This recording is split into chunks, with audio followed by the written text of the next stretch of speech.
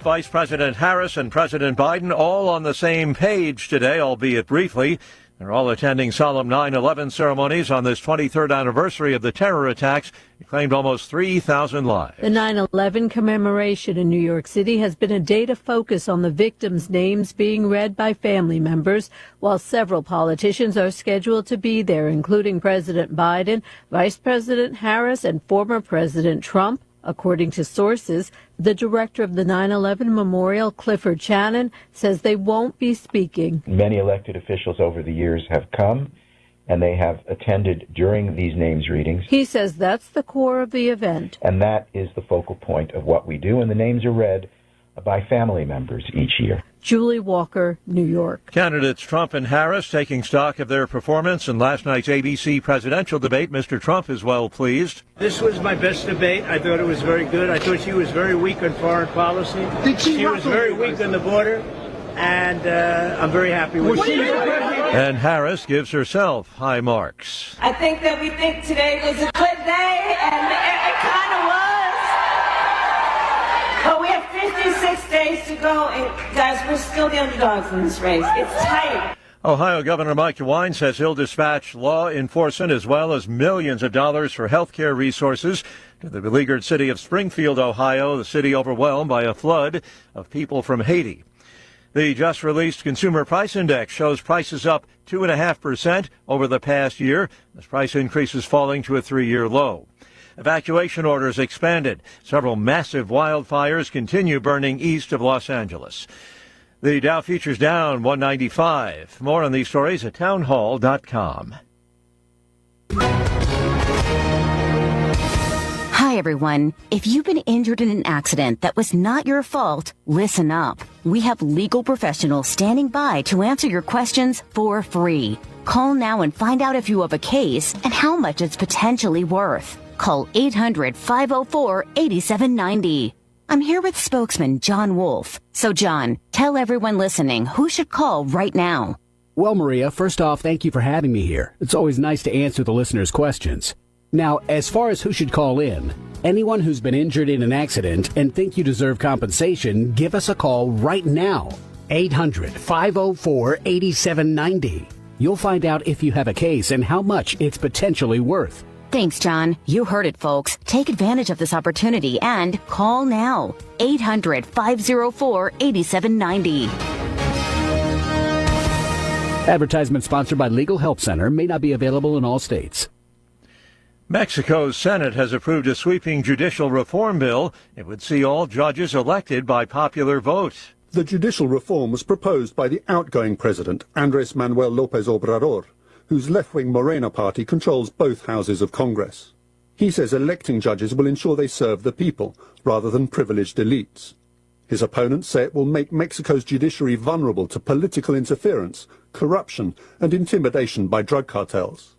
No other country elects all its judges. The vote went ahead in an alternative chamber after protesters stormed the Senate building. That's BBC's James Reed. Relatives of 12 Polish inmates of Nazi Germany's concentration camps have received precious belongings seized from their kin during captivity. The items were returned by a German archive in a ceremony. The inmates were captured by the Nazis during the ill-fated 1944 Warsaw Uprising. Townhall.com. Well, there might be a strike at Boeing this week after all. The president of the Machinists Union local district in Seattle says he expects workers to vote down a contract negotiated by the union and the company. Voting takes place Thursday and covers about 33,000 workers, most of them in Washington state. The tentative agreement would give workers 25% raises over 4 years and a promise that Boeing's next new airplane will be built by union members in Washington state. Correspondent Jeremy House. A potentially deadly storm surge, destructive winds, and widespread flooding. Forecasters say these could be the fruits of Hurricane Francine bearing down on coastal Louisiana. The National Hurricane Center says the storm could even reach Category 2 strength with winds of 96 to 110 miles per hour before landfall. And landfall is expected this afternoon or this evening. More on these stories at townhall.com.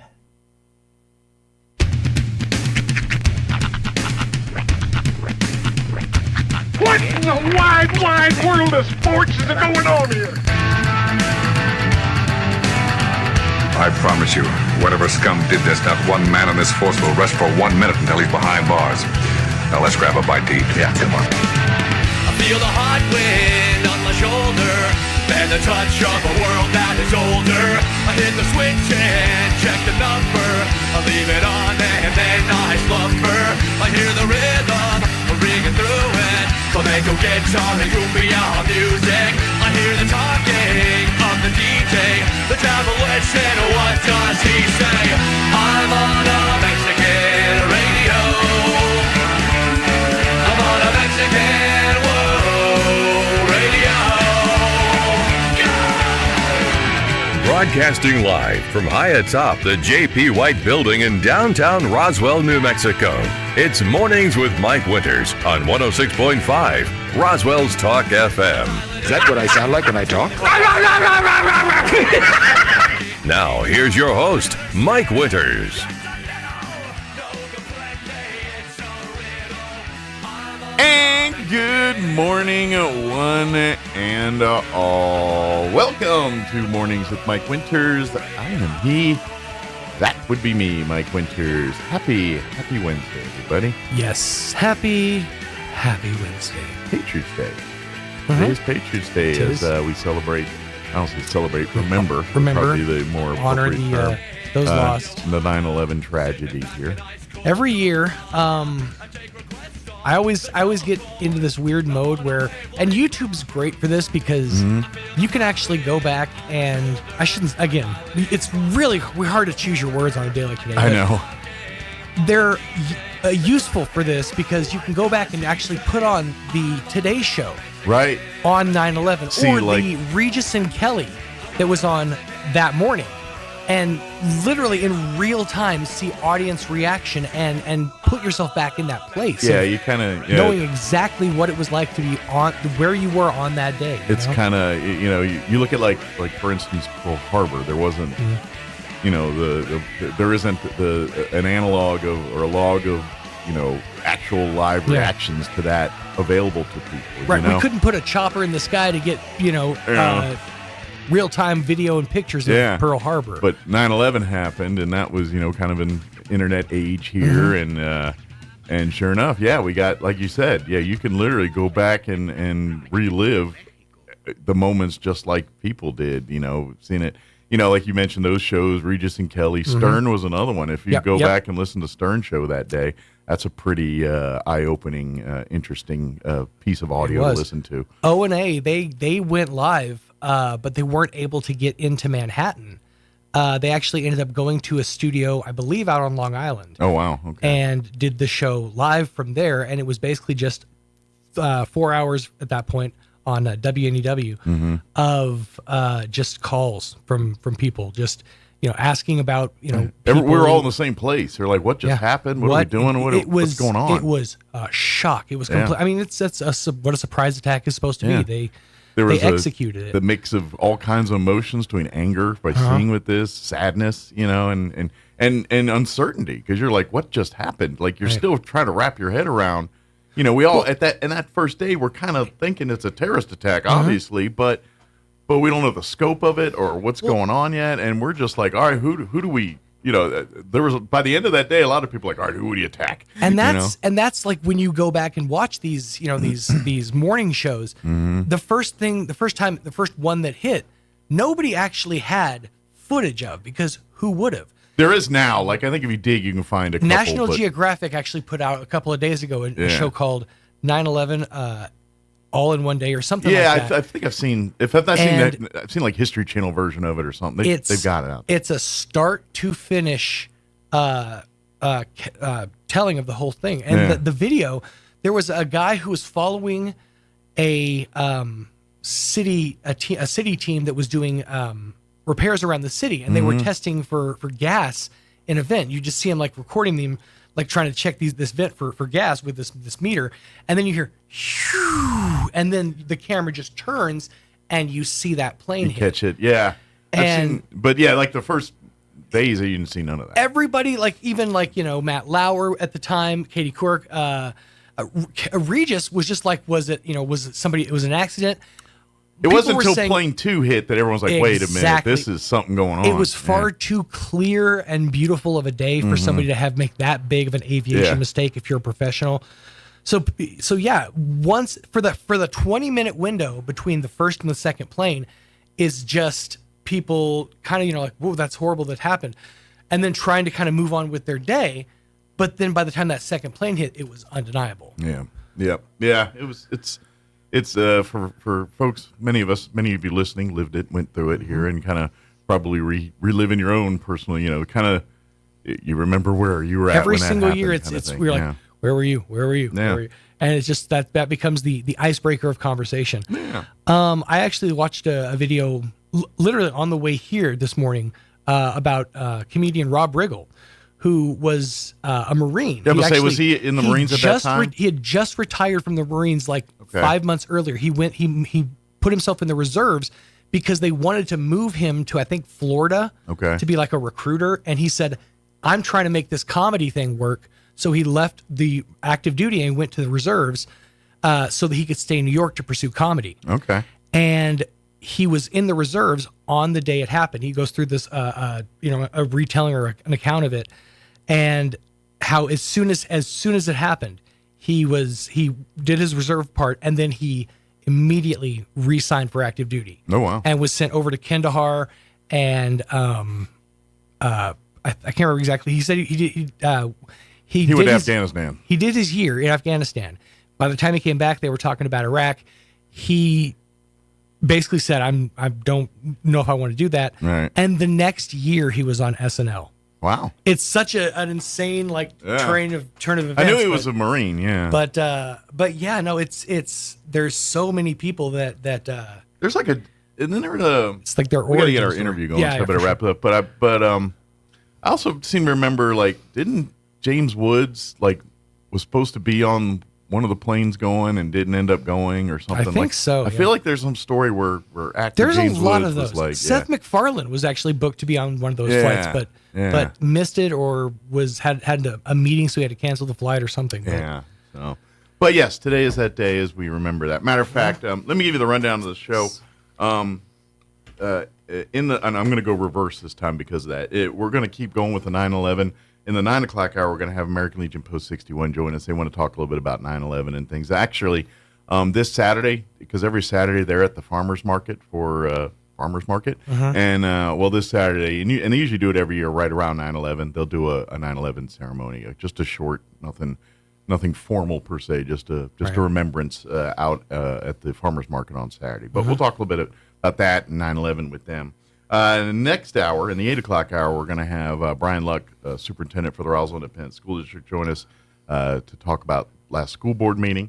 And then here in just a few minutes, we're going to play our interview. We had the ladies from the Chaves County Federated Republican Women joined us, and their meeting is next week, their monthly meeting at the Convention Civic Center. So they came in and tell us all about it, what's going on, and tacos are the food.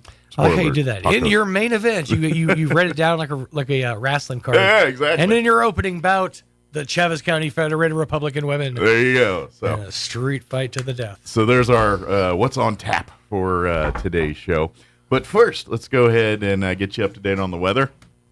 You know what? We might get 100 one more time before they kick us off. They're talking Friday, 99. We'll see. Little Wayne Gretzky situation. I'm meteorologist Steve Hamilton with your Pecos Valley weather. Pretty warm for the next few days. We'll be hitting about 100 for the afternoon high on Friday. We have high pressure overhead and dry air moving in from the southwest, so no rain for a while. Low 90s, a little bit breezy and sunshine for today. Overnight looks clear, down to 60, and then we're expecting upper 90s for the high on Thursday, and it will stay sunny right around 100 and sunny on Friday.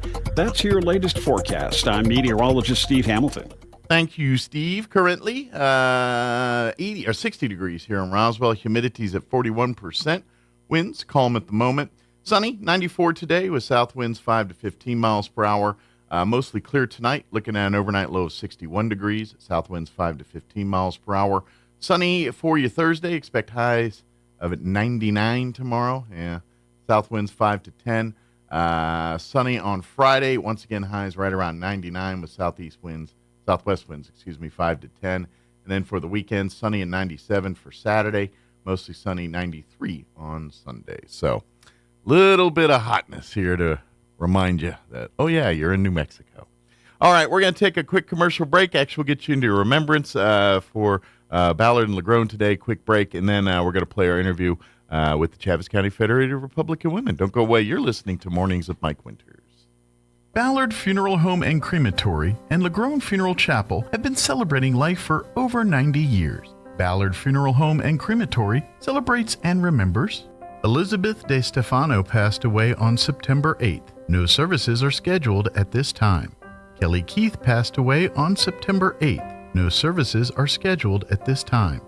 Anthony Joseph Ornelas passed away on September 5th. Rosary will be on Tuesday, September 17th, 7 p.m. at St. Peter's Catholic Church, with Mass on Wednesday, September 18th, 10 a.m. at St. Peter's Catholic Church. Burial to follow Mass at South Park Cemetery. Robert Gutierrez passed away on September 4th. No services are scheduled at this time. There are no services scheduled for LaGrone Funeral Chapel at this time. This has been today's remembrance, brought to you by Ballard Funeral Home and Crematory and LaGrone Funeral Chapel. So the weeds are taking over your property? Ask yourself, what would Jim Gill do? This is Ben from Roswell Seed. If Jim was here, the first thing he'd do is figure out what kind of weeds you're dealing with. He'd recommend the best thing to get rid of them and show you how to use it. Then, he'd probably tell you a long story about the biggest weed he ever saw. Big or small, when problems come along, head for Roswell Seed Company and ask them, what would Jim Gill do? Here's a Mornings with Mike Winters fun fact. 1 in 3 snake bite victims is drunk. 1 in 5 is tattooed. Hold my beer and check this out. Here's Mike Winters. And welcome back to the morning show. And joining us in studio this morning from the Chaves County Federated Republican Women, Joan and Janine are back with us. Good morning, ladies. Good morning. How's in unison? Perfect. Look at that. We've been doing this way too long together. Time for a change. Well, you right? start finishing each other's sentences, and we actually do that. For folks that are not aware, the Chaves County Federated Republican Women join us on air. Yes, it's a lot to say at one time, but they join us each month on the air. We always join us the Wednesday prior to the monthly Chaves County Federated Republican Women, which means next Wednesday out at the Convention and Civic Center is the September Federated Republican Women meeting. And come for food, because it's always good food, and it's tacos this time. So it is. So you just took my whole speech. There you go. But I didn't say what kind. No, but so come for the tacos and stay for the information. And since we are right on the heels of the election here, I imagine we're going to have some pretty good speakers that are going to be a part of this upcoming meeting here. We do. As a matter of fact, we have, I think I've mentioned before, 17 positions on our ballot. Ooh. And every single position on the ballot is filled by a Republican with no opposition. Oh, wow. So we are incredibly blessed. We have kept Chaves County red. So not so much outside of Chaves County, but at least in Chaves County. Well, Eddie Lee, you are right.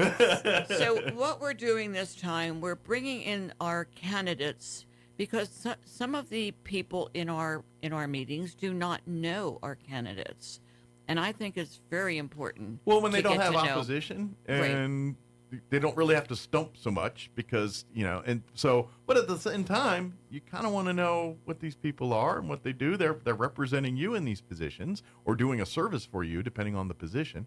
And you kind of want to know how the sausage is made sometimes. This is true. So this month we will have Patrick Boone, and he is running for the New Mexico Senate. Okay. We will have Candy Spencer-Zell. I guess, technically he's not it yet, even though he is not. Because he no. was in a primary race, which he won, and we just kind of assume, oh, he's our new, and he technically is, but he does have to go through a general election first. Correct. He has to be elected. Exactly. Yeah, and then we have Candy Spence-Zell, who is leaving the House and going into the Senate. Yeah, she's kind of a familiar face, but a new role. So, yeah. And then Nick Paul, and Nick is from Alamogordo. Okay. But he has parts of Chaves County. Excellent. So I imagine there's probably a lot of people here that may know the name, but never had a chance to hear or get to meet them. And he did win, and who knows, he may have won by those few votes in Chaves County. Sure. And then we have Jonathan Henry, who is running for the House, Angelita Mejeha, who is running for the House, and Jared Hembry, who is also one of our representatives. Absolutely, yeah. So you get to come and this is what the great part about the Federated Republican Women meetings is, that this is a chance. Yes, you'll get to hear each of these candidates in a formal speech to talk to you, but guess what? Before and afterwards, you get to hang out and shake hands and sit back and talk to them on a one-on-one level. So if you've got something for Jared or for Candy or something, and you say, hey, what do you think about this? You'll get it right from the horse's mouth, right there. Exactly. And you get to hear exactly, no filters, no social media. You get to hear exactly what the candidate says right out of their mouth, right in front of you. Exactly. And in a world where you get online and you can trust nothing, that's a pretty reliable thing to have. And we really encourage our members to come up and get to speak to them on a one-on-one. That's what this is for, so you can learn and because at the end of the day, yes, you are here to support the Republican candidates. Same time, you want the best Republican candidates for these jobs. You want the people. It's sure. It's kind of like box checking, and it's like, all right, you are a Republican, but now what? What do you stand for? And this is where you get the chance to find out what that is. And it's like, and you know what? And that's just it. There might be things you don't get to agree with some of these candidates on. This is where you get to talk like an adult in an adult setting and say, hey, I love what you do, but on this policy, I don't agree with you, and here's why. And now you can have that discussion. And maybe they will think about that. And you might move the needle. You know what? That's a valid point. I never thought about it. Let me talk to some of my people about that. And that's something to consider. And to be honest, that's how good government works, is very much like, because politicians, contrary to popular belief and what they'll tell you, aren't experts on everything. That is correct. They need to be told how the sausage is made. People need to express their opinions. Absolutely. The other thing that we're going to do is every year we present a book to the Roswell Public Library. So Enid Causley will be coming to accept that book. She's the head librarian, she's the she runs the ship over there at the yes, library. Yeah. Yes, she does. And we will donate that book in the name of the Chaves County Federated Republican Women. Excellent. We also buy a duplicate book, and we ask our members to please identify who they feel has done above and beyond their call of duty in our group. Gotcha. And we will present a book to that person. Very nice, as a token of appreciation for their dedication and hard work. Absolutely. And those are the people that usually have no idea. We're not seeking it. They just, and they're like, oh, that's true. You know what I mean? How nice. Yeah. How very nice. Exactly. Yeah. And to be honest, sometimes they downplay these kinds of things because that's not why they did it for. And I get it, because you're like, oh man, now I look like, because some people are just like, I don't want to be in the attention. I don't want that. Exactly. I just want the good work to be done and go about my day. Exactly. I never came into this position wanting a job, wanting to run for office. I really came into this position to inform the people of Chaves County. Sure. But it is so nice to recognize and honor those that do this. And that's why I love what you're doing with the book, even though we're going to embarrass them a little bit, probably. They're going to be all shucks and don't do this. But they need to be recognized, because if we don't recognize these people, no one will. And these people need credit. They deserve that credit, even if they don't want it. Right. That would be Joan. Yeah. This has been my honor. I might mention that I have been on the Chaves County Federated Republican Women's Board for 14 years, and this is my 6th year as president. and I will not be running again next year. You finally said, you know what? Let someone else run the show. It's time. You aren't going away though. You'll still be sitting in the corner. I will still be I will still be membership chair. Yeah. She's good at that. She's not. She's going to be in the room still. They will be hearing from me. Sure. I'd like to mention also that we have a sponsor every month, a luncheon sponsor. And this month it is Calico Cow Fabric and Gift Shop. Angel and everyone over at Calico and Cow. Angel Mays, who is our treasurer, is she is sponsoring our luncheon this month. You know, she's a Gold Star mom, by the way, for She folks is. that don't know. And Yeah. I'm going to tell this story on her, and she might still get, because I do it every time, but I'm going to do it anyway because this is the cut of their fabric. Pardon the pun there. But I like that. But when COVID hit, and I'll never forget this, what she did. It was that early first days of COVID, and they're locking us all down. And obviously her business is shut down because it's not essential and all that stuff. But rather than go home and hide in their houses like we all did, she's up there at her business making masks. And this is that very early stage where you couldn't get masks, you couldn't get nothing. It was impossible to do all that. And there's Angel and her staff closed because they can't be open, but making mask kits to give wherever they can get, or putting together kits where people can make their own masks. Absolutely. And she's a mom and pop business that's losing money out the butt because she's not open right now. And instead of just doing nothing, she's not only trying to help, but sacrificing her own resources and stuff that, quite frankly, her business probably couldn't afford to do, and did that. And that's why I always will recognize people like her. Those Angel and people like her are the reason this community is great. She steps up to the plate very often. And she is so creative and so incredibly talented. And I've been working with her for the last 6 years. And she's amazing. Salt of the earth, just wants the best for our community. She so does a great I job. always tell people I'm not a crafter by any stretch because I don't have those talents, but support Calico Cow. They are a local business that do great things for our local. And I guarantee you walk in their business, she's got pictures of your kids from high school, sports, and doing sponsoring everyone's kids and doing all the things that mom and pop businesses do in our community. He's doing that and then some. So she's busy. She is. Janine, why don't you go ahead and give us the entire menu and tell them Yes, there is tacos. But... And tell them how we get desserts. Ooh, desserts. You didn't say desserts. I'm not sure who has dessert duty this weekend or this month. I don't know who does it, but Not me. how we anyway, do it. Okay. Anyway, so Peppers is always our They are on the tacos as they were on tacos. the meals. So here. we have a taco / nacho bar, so you Okay. can take your taco shells and crunch them up and make Sure. nachos So if you want. if you don't want taco neck, then you can go with nachos. Correct. Rice and beans, all the fixins, so whatever else they add, salsa, etc. Water, tea. Our dessert comes from our board members. Okay. They can each cook. volunteer. They each volunteer to do a month. I believe I'm in November. So And the ones someone that else can't cook, they don't ask. Correct. Like, no, you don't need to bring one. Well, in today's world, it's easy to go to Sam's and It buy is stuff. true. Yeah. It is very true. But we have some that make cookies or. Well, that's the cupcakes best or part. whatever. When you get especially if homemade they're stuff. known for their lemon bars or their Correct. pumpkin rolls or whatever it is, their signature Correct. thing when they bring it. Yeah. Correct. Yeah. So that's kind of what our lunch is. It's pretty boring, but Peppers is the one who does it, which makes it even better. The food's great. They and- love it. Yeah, well, Peppers, they're kind of, they feed Roswell. That's what they do. do. They're They the do. official or unofficial feeders of Roswell. They They really do. are.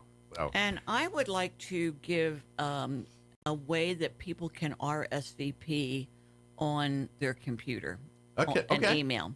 Because last month we were overblessed and we had to put up 20 extra chairs. That is a great problem to have. And I hope to God you have that problem again next week. I hope we have it the rest of the year.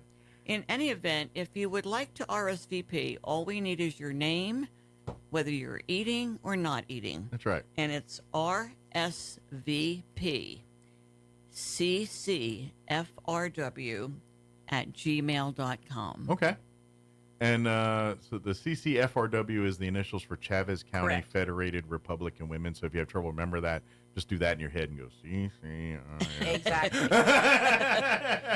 It's much easier for us to identify who's eating. Absolutely. And how many Well, meals to order. And peppers, I know because I've dealt with them, in our other nonprofits, other organizations. They jump through hoops to make sure that you guys are happy. Correct. But at the end of the day, at some point you gotta tell them, all right, I got to cut the meals off. They got, Yeah. and they hate for anybody to go hungry. Exactly. But at the same they time, are amazing. we can't, all right, show up. Come on. We got to allow peppers to be peppers. Correct. And so to It's a allow little them to do easier that. with tacos because they can, just pop You can- stuff yeah, you together. can and kinda the just make a spaghetti pile was of meat easy. and- yeah, yeah. the spaghetti was easy. But when it gets into our later in the season, Yeah, when and we're we doing have like other turkey meals, dinners or chicken or it steak makes it a meals, little bit more where it's a difficult. portioned thing. Exactly. Yeah, that's Exactly. kind of the deal. But please RSVP if you're going to have, or either way, but especially if you're coming for tacos. Like if you're not planning to eat, we could probably fudge it and you just roll in. But we want to make sure we have enough tables and chairs and everything for everybody. Correct. And we would love to see it. I'm hoping you're rolling out a few more tables and We chairs. would and we would love to do that. we would and please come. Bring your friends. Bring everybody. It's very come informative. Listen to these candidates. Ask questions. And I gotta say, whether you're a Republican or not, come to the meal. Give them come, your ideas. Come talk. Come listen. Because guess what? These are all people at local levels trying to make our community better. And whether you have a D or an R in front of you, I bet you want a nice community. Correct. And if we're all on that page, let's work together to figure that out. Let me tell you, Mike, we had 3 Democrats show up at our meeting last month. Excellent. Because they heard us on Mike in the Morning. Oh, good. And they wanted to hear Nella Domenici speak. Excellent. Yeah, she was kind of a popular guest last month. Yes, she was. Yeah. In any event, people do listen to your show, and they do let me know that that's how they heard about us. Well, tell them I'm sorry sometimes.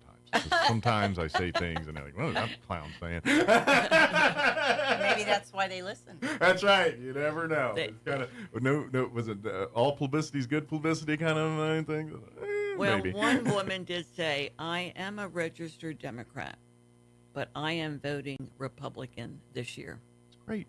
And there's lots of registrars in our group. So if you want to switch over, we got you covered. We got you covered. Oh, absolutely. But especially when we get to Chavez County, we're all wanting a great place to live. And if we all agree there, let's find that common ground and do, I'm a conservative and everything. But you're an American. You don't have to be. Mm-hmm. And that's the beauty of this country. You get to feel how you feel.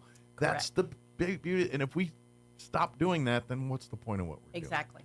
doing? So yes. We got to protect our corner. Work together. This isn't, I know the big scope, they like to divide us. And it works. It does a very good job of it. But that's where we can't do great things. When we let that get past us and then and instead of what you see, know, smell, like that's the messed up part to me. Is like, you live in Roswell, you've been here your whole life, you know what I mean? You know people. You know people. You know where they come from. You've seen them your whole lives. And when you hear something that's just outlandish, like, come on. Okay, I don't agree with so-and-so on this, but we've lived in this patch of dirt for 30 years together. That does not sound the exactly. character. And that's where you got to be intelligent enough to know, all right, maybe someone's trying to spin you a yarn here. And the really best way to get anything done is to work together. Absolutely. The best way. Absolutely. As a matter of fact, I'd like to mention that our Republican headquarters is open. Yes. And it's at 108 East Linda Vista. Very good. And there are Trump and Domenici signs. Excellent. And I know I do have some Eddy County listeners as well, too. Your Republican headquarters just opened up a week or so, or just past weekend as well, Last Saturday, I was actually there. I did go. Oh, you were there? Yes. Excellent. So for folks down south, you can hit that one, and you don't have to travel all the way up here to get your yard signs, or if you want to support a candidate or anything like that. So Sure. Absolutely. But you're more welcome. I mean, come on for a visit. If you come up here anyway for lunch or whatever, pop on in. We'd love to see you. It's Tuesday through Thursdays, Yes, 3 to 6. Correct. Yeah, that's the hours, Tuesday through Thursday, 3 to 6. If you've got questions about anything, or if you want to support a candidate, or, I imagine you get a lot of people looking for yard signs. Yeah, looking that's what for they're mostly that kind of stuff. For. And as far as your Trump gear, is that pretty well stocked, or you guys short supply? Very well stocked. Very well. I didn't know if supply and demand on that. Sometimes there's plenty, but then sometimes there's not a sign to be had. And we can register you to vote there also. Excellent. Yeah, with rules and things, you can register very late in the game here to get registered to vote. So if you're not, or better yet, if you know you're registered, but don't maybe know your precincts and things, because, well, they did done. Like, if you still think you're in CD2, you're probably not in CD2 anymore. No. You might want to do some checking. Yeah, that's true. Yeah. I might mention, I did attend the Republican Party's meeting last night, and I guess one of our biggest concerns is getting out the vote. That's what kills us in these last elections. Southeast New Mexico, we pick conservative people. We just don't enough of them come out and actually vote because they either they're disenchanted with the thing. They don't think it's making a difference. I don't know what their logic is, but every single time I look at the numbers in Chavez, Lee, Eddy counties, and Quay, I mean, all of them, they all are low. Very low. And we are already in a state where conservatives are already behind the 8 ball. You need every single one of them to turn up to the poll. Exactly. And so, and let's face it, Southeast New Mexico and Farmington, Four Corners, those are the two conservative bastions of the state of New Mexico. Yes, they are. Yes. And if those two areas don't show up, there's no way in hell a Republican will get elected to the state.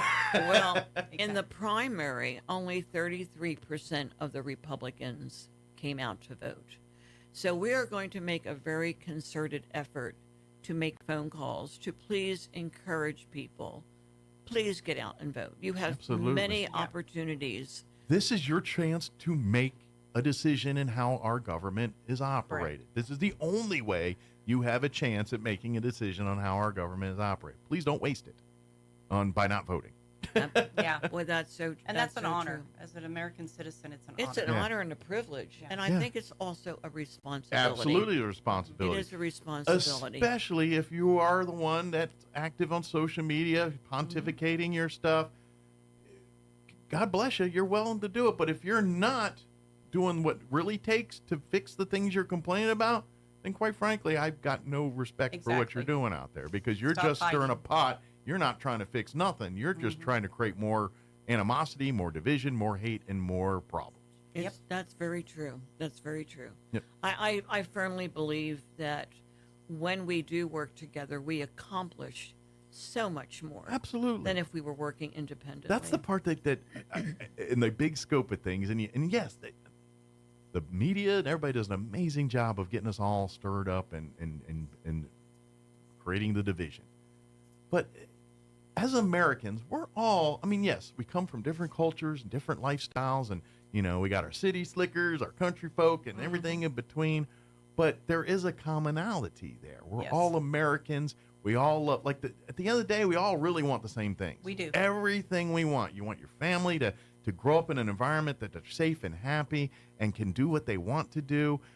Our difference is we don't all agree what that exactly is, but if we can at least agree that we want the best for this country, and also maybe to a point where we can disagree, but also understand that it's not the line in the sand kind of thing. I mean, yeah, there's certain areas you don't cross. The line in the sand does not get crossed. But, you know, who does what and where, you're kind of like, look, I don't like what you're doing, but as long as I don't have to deal with it, I don't care. This is America. You're going to have to compromise.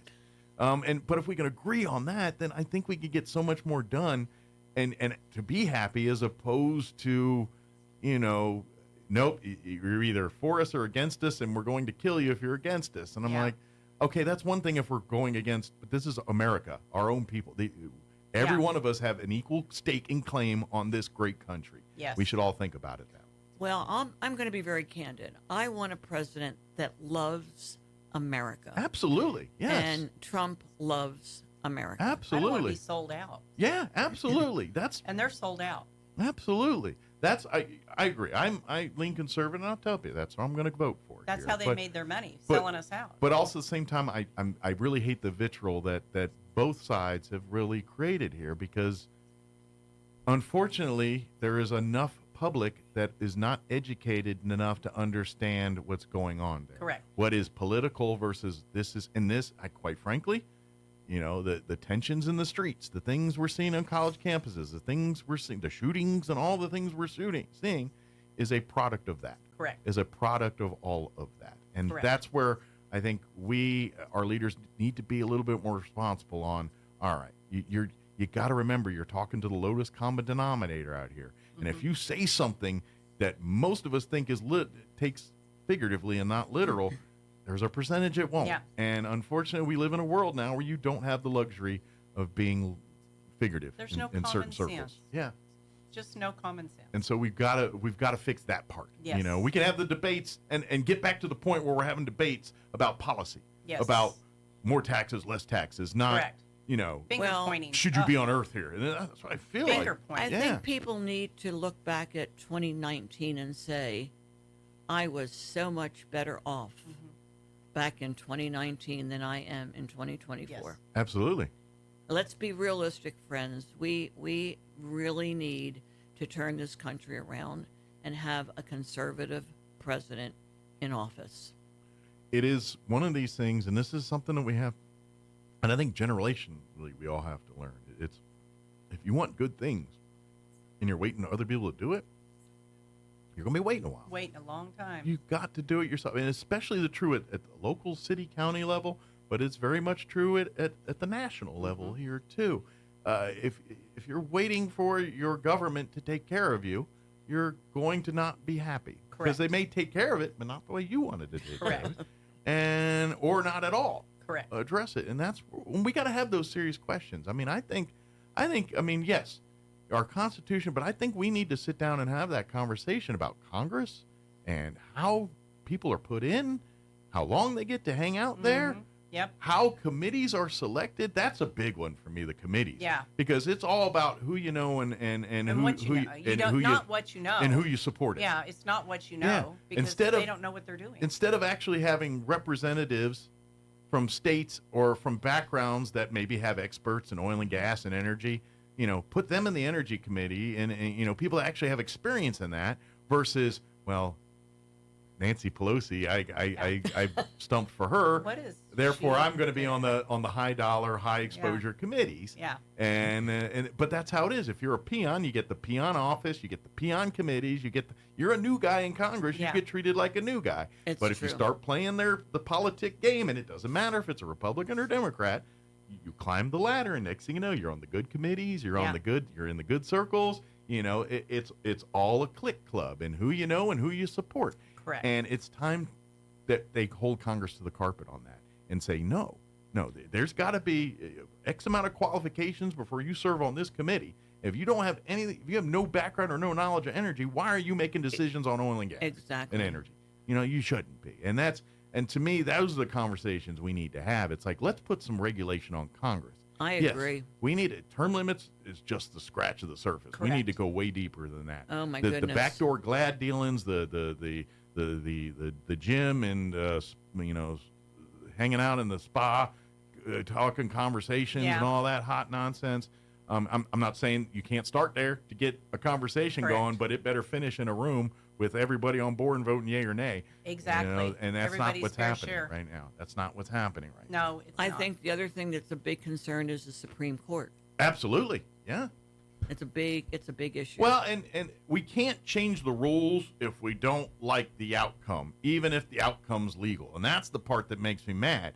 It's like, no, we have set standards for Supreme Court. These are the rules. It's been the rules since we've had a Supreme Court. It does not change. Exactly. But now, because you don't like the amount of judges this way or another, now we're going, oh, well, maybe they shouldn't be for life. they Maybe don't we like should the- turn the rule. yeah, they don't like So the what outcome. happens when the rules are back to the way you like them? You're going to change them again to suit your needs there? Well, they will. That's the problem. And that's the problem here. We just can't, we willy-nilly. People are like, get rid of the Electoral College. Sure, let's just throw out the one thing that's been the staple for our government for 200 plus years. Yeah. Because you don't like it at this particular moment. Well, You know? living in New Mexico, one of my biggest concerns is the border issue, and that has certainly not been addressed or remedied under this administration. No, it's been a lot of Band-Aids and well, Well, she seems to think it's now a problem now that you've got all of the hiding of the kids. and Sure, all that. yeah. That's all. It's a problem now, but action, reaction. You should have taken care of the action Way back. before you get the reaction. Exactly. Well, and this is a good rule of thumb, and it works in a lot of life. And I'm going to tell you this right now. To cut through all the noise and through all the hype machines and everything else, this is where, as an adult with a thinking brain, you need to exercise. And this is what I'm going to tell you. If people that tell you one thing all the time start telling you something different, around the time where they need something from you, they're probably not genuine in what they're trying to offer you right now. It's called a flip-flop. Yes. Yeah, go figure that. And if someone's been saying the pen is blue for 10 years and the year of the election year says, no, it's a red pen. Yeah. It's always been a red pen. Maybe you should not trust what's coming out of it. I have a problem with that. Yeah. I think we really need to listen to the message. Absolutely. That's the point I want to make, and this is not a Democrat this is a human thing. It is. If someone is saying something to you that's completely opposite, and then at a time when they're trying to influence you for something, change their answer, maybe not put a lot of stock in that. That's all I'm saying. And that's good with elections and everything else in your life. Everything in your life. Yeah, everything else in your life. When that friend keeps telling you, I'll meet you at the thing, and then they never come, maybe this friend's not as genuine. Exactly. I think we need to take a real good hard look at the flip-flopping that's going on. Absolutely. Yeah. That's the problem. It's like you have a history of someone saying one thing, and then all of a sudden, and I get it. People change. I'm not going to say, but not like that. They're not going to be like, fracking's evil, fracking's evil. You know what? We should frack. Yeah. They're not going to do that. And when they say that and do that, then they're full of crap. That's all I'm saying. Exactly. You are right. You are right. I didn't want to say that, but you I can do it. I'm the host. I was going to say you handled that beautifully. Yeah, I'm not sure that would ever come out of her mouth. She's like our Southern Belle. I'll slip a crap in there once in a while. But that's all I'm saying is use your brain a little bit. When people are trying to sell you on something, do the sniff test. If it's not quacking, when their own party is saying that's what she's doing, Sanders said that's what she's doing to get elected. Last night. He said it in an interview on CNN. Absolutely. She's doing that to get elected. Politicians will tell you anything you want to hear to get your vote and then do whatever they want to do after the fact. That's let's not vote on a personality. Correct. Let's vote about the person who has the same values and understands the issues absolutely like Trump does. Let's do that. That's kind of the way I see it. Is I don't have to go on a date with these people. He's I just got bought. them to run my country. He's not bought. I'm not going to have a beer with the guy, but I'm going and these other people are bought. Look at their portfolios. Well, and and I always say, look at Trump in this way, and it's like you realize the man is a product of everything that he tells you that the government does. Like all the tax breaks, all the things that he says it. I took advantage of it as a private citizen because this is what I did. And I'm telling you, this is wrong and you need to fix it. Yeah. I'm just saying, what advantage does he have to out himself on doing Correct. that? And I'm like, you know what I mean? That's where I'm like, that's where you got to take all the smoke and mirrors. That so-and-so's this, he hates your kids, he's going to eat your baby, this one's doing things with whatever, all that crap. Take it all out of there. Sorry, I did crap again. I've heard that word. Take all of that out of there and then do the sniff test on what you're seeing, what you're doing, and I got to be honest, you're going to find your answers if you do that. I promise. I just pray. I am begging our voters, please, starting October the 8th, get out to vote. Absolutely. There are so many opportunities. I'm tired of looking at Chavez, Eddy, and Lee counties. They're all like 20% voting. I'm like, what is wrong with you people? Get out there and get to the bot. And it's not hard. It's at the county courthouse. Well, and with early voting, you have no excuse. Up at the mall. You could start early voting a month away. Yeah. And so there's no excuse for you not to get your vote in anymore. And I get it. Some people are like, I don't believe it. Fine. Then get your butt there on election day and do it. But don't say I didn't have time on election day to go vote because you have a month of it. Correct. It's exactly a month. You don't have 15 minutes in a month to go to a polling location and submit your vote. And I'm going to tell you, there are no lines. Oh yeah, it's quick and easy. Yep. I'll even because what I do is I early vote, but I do it on like a Saturday, and it's usually at the mall, a time where most people are free, and so. Yeah. And so I figure, but I go there and maybe one or two people that are there also with me. But like I said, there's never a line. And they usually have 5 to 10 workers. Stations. Oh yeah. Yeah. Yeah, it's quick and in and out. And I always have a line because I let my wife in first. So I have to wait for her to get her. And take your ID. It's so much easier for the person that's sitting behind the counter Especially to if you look gotta, at your ID than ask you if questions. your name's not Smith or Jones and you got to spell it and do all that. Yeah. If you got more vowels than consonants, and help them out. Here's Boue. Yeah, I'm sure. With a hoopy. But get it pronounced right. Boo. Get it pronounced. Exactly. I just want to kind of let everyone know that the nominating committee for the Chaves County Federated Republican Women met yesterday. Excellent. And we have an incredible slate of officers for 2025-26. All right. The new blood coming in to take over the thing here. Yes. So excellent. But next Wednesday, yes, come out to the Roswell Convention and Civic Center for the September 18th. September 18th is that date for the Chaves County Federated Republican Women's Monthly Luncheon. Like you said, you're going to have all your Republican local candidates available to speak and talk to at the event. All of our unopposed candidates here. Come and meet your candidates. Come and meet them. Once again, Peppers is on the food. They're going to be doing a taco bar there, and so all the eats of tacos, beans, rice, the whole schmear. Everything that comes with taco. So come on, and again, it'll be next Wednesday. 11:30.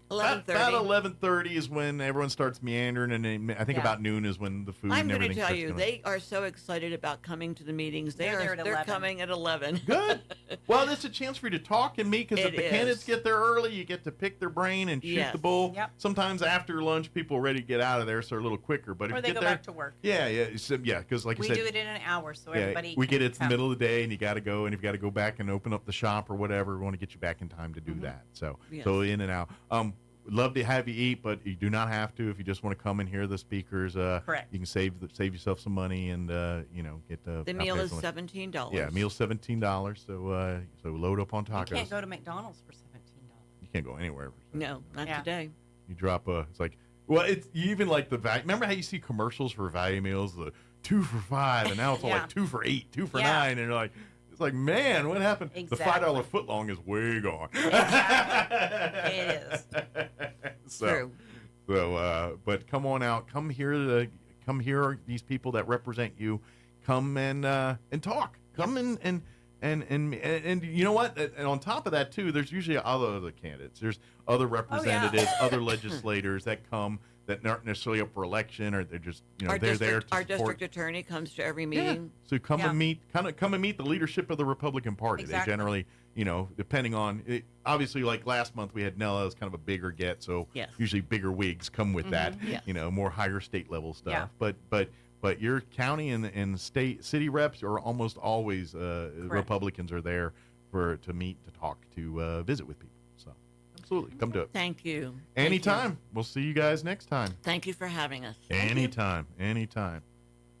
Well, shoot, next time we have it, we'll be really up on elections, or October. We'll be fast and furious. Yep. Early voting will be starting. Be busy. Maybe we'll have an indication. Might. You never know. Of how things are going. No. Thank you again. Anytime. We'll see you next time. Thank you. Is now offering low-cost vouchers for spaying and neutering your pets. The program will be for a limited time only because of a grant that the city was awarded, and the program is open only to Roswell city residents. Dogs and cats need to be a minimum of 8 weeks old and weigh at least 3 pounds. All animals must be up to date on their vaccines first as well. Governor Michelle Lujan Grisham has selected a new public education department secretary. The governor selecting Mariana Padilla as the new cabinet secretary. Padilla has served as the director of the New Mexico Children's Cabinet under the governor already. Her deep roots in New Mexico and her lifelong commitment to children and families make her the right leader for this moment, Lujan Grisham said in a prepared statement. Her work has been instrumental in shaping our state's education system, and I am confident that she will continue to bring positive change for New Mexico students, Grisham said. You're up to date. I'm Jared Cirillo reporting. How much do you think you have to pay to watch every single NFL football game on cable? I'm going to give you a clue. It's a ton. I'm Kim Commando for Total AV, the award-winning antivirus software for just $19 right now at protectwithkim.com. According to MarketWatch, if you have cable, it's going to set you back almost $2,500 to see every single NFL game. For football fans relying solely on streaming, that's $1,700 across 7 different streaming platforms like Prime, ESPN Plus, or Peacock. Now, you can still catch some of the action without spending any money. Here's how. Use a digital antenna. Local channels like CBS, NBC, and Fox broadcast the games, especially on Sundays. Then there's the NFL Plus app. You can stream local and primetime games for free.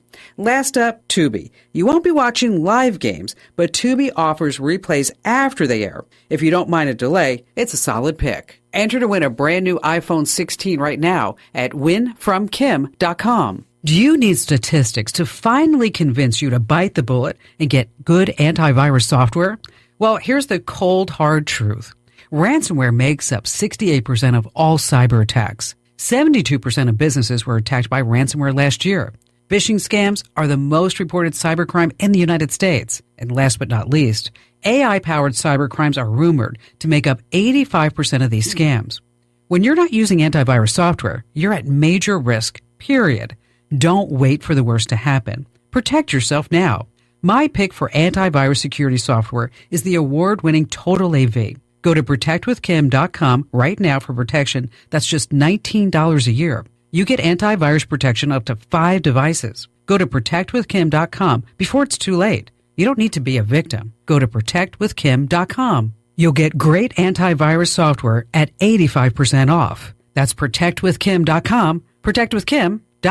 I'm meteorologist Steve Hamilton with your Pecos Valley weather. Pretty warm for the next few days. We'll be hitting about 100 for the afternoon high on Friday. We have high pressure overhead and dry air moving in from the southwest, so no rain for a while. Low 90s, a little bit breezy and sunshine for today. Overnight looks clear, down to 60, and then we're expecting upper 90s for the high on Thursday, and it will stay sunny right around 100 and sunny on Friday. That's your latest forecast. I'm meteorologist Steve Hamilton. Running a business is tough. Operational demands change fast, and keeping up can feel impossible. That's where DSI comes in. We've been helping local businesses thrive for over 25 years. You might know us for printer products, but we're your one-stop shop for cutting-edge office technology. From managed IT to video security, audio-visual technology, and more, DSI has everything you need. We're flexible, local, and have the resources of a national corporation. Be more productive. Make more money. DSI, the heartbeat of business.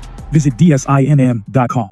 County Sports Report. We're all prepared to do some Wednesday morning scoreboard surfing. Alas, there's only one thing to report. Artesia defeated NMMI in boys soccer yesterday by a score of 2-1. This is a really good game and really good matchup. Artesia is now 7-2 after having won 5 in a row. Next playing at Carlsbad next Tuesday. NMMI 2-4 overall, but they had just gone off a stretch where they had won 2 out of 3 games. The Colts had beaten Goddard in a penalty kick shootout on Saturday, and then prior to that had defeated Mayfield 2-1. That was sandwiched around a 2-1 loss to Roswell. Now, if you are listening and you say, hey, didn't our team play last night?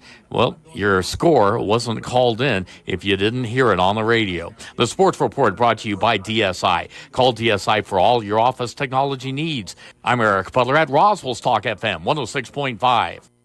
With the Wall Street Business Report, I'm Bill Alexander. The Federal Reserve will lower interest rates by 25 basis points at each of the U.S. Central Bank's 3 remaining policy meetings in 2024, according to a majority of economists in a Reuters poll. With inflation approaching the Fed's 2% target and some signs of an economic slowdown, policymakers have made it clear the time has come to start reducing the federal funds rate. U.S. inflation-adjusted household income increased, but poverty rates showed only modest changes last year, the U.S. Census Bureau has reported. Japanese steelmaker Nippon Steel's vice chair will meet senior U.S. officials in Washington today in an attempt to save its proposed $14.9 billion takeover of U.S. Steel. That's according to the Financial Times. And Campbell's Soup is dropping soup from its name to become the Campbell's Company, a pivot symbolizing the company's shift to other packaged food and snacks. For the Wall Street Business Report, I'm Bill Alexander in Washington.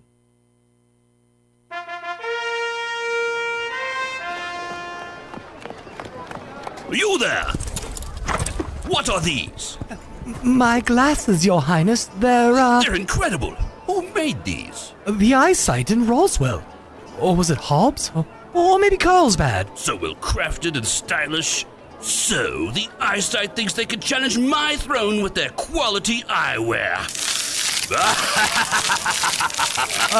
Actually, Your Majesty, I got 2 pair and an eye exam. It was so easy. I did it during my lunch break, and they even took my insurance. Lunch break? Who gave you a lunch break? Human resources, Your Majesty. Silence! I'll get you eyesight! The Eyesight, now accepting new patients 5 and up in Roswell, Hobbs, and Carlsbad. 3 locations? Clearly the best in sight. What made Roswell Hyundai the #1 used car dealership in southeastern New Mexico for 2023? It's simple. Great selection, great savings, and great people. Right now, the lot is loaded with all new Hyundai models, including Elantras, Santa Fe's, and Palisades. And with 0% on select new, 5-year warranty, and 3 years free oil changes on all 2024 models in stock. Now's the time to trade up and save big. So, what makes Roswell Hyundai the #1 used car dealership in southeastern New Mexico? You do! Come check out the all-new and used car supercenter only at Roswell Hyundai, 1909 West 2nd. On air and online, this is Roswell's home for talk radio. KEND Roswell. A lone bell tolls at Ground Zero in Lower Manhattan as a solemn ceremony is held on this 23rd anniversary of the 9/11 terror attacks. As is the custom, the names of each of the almost 3,000 victims are being read aloud. In many polls, the economy appears as a top-of-mind issue among Americans. Last night's presidential debate, Kamala Harris talked about it. I believe in the ambition, the aspirations, the dreams of the American people. And that is why I imagine and have actually a plan to build what I call an opportunity economy. But former President Trump says it's Harris who helped derail the economy in the first place, in part through massive government spending. We've had a terrible economy because inflation which is really known as a country buster. It breaks up countries. We have inflation like very few people have ever seen before, probably the worst in our nation's history. Prices are still rising, but the rate of the increase is slowing somewhat. The August Consumer Price Index up 2.5% from 1 year ago. Hurricane Francine is barreling toward the Louisiana coast. Landfall expected this afternoon or evening. The hurricane could produce a life-threatening storm surge. There's also going to be some areas of damaging and life-threatening hurricane-force winds in portions of southern Louisiana later today, near where the center of the storm makes landfall. And the tropical storm conditions are expected to begin there later this morning. So conditions will be deteriorating throughout the day. The National Hurricane Center's Brad Reinhardt. A measure undoing Missouri's near-total abortion ban will appear on the ballot in November, so says the Missouri Supreme Court. On Wall Street, the Dow down 535 points, NASDAQ off 59.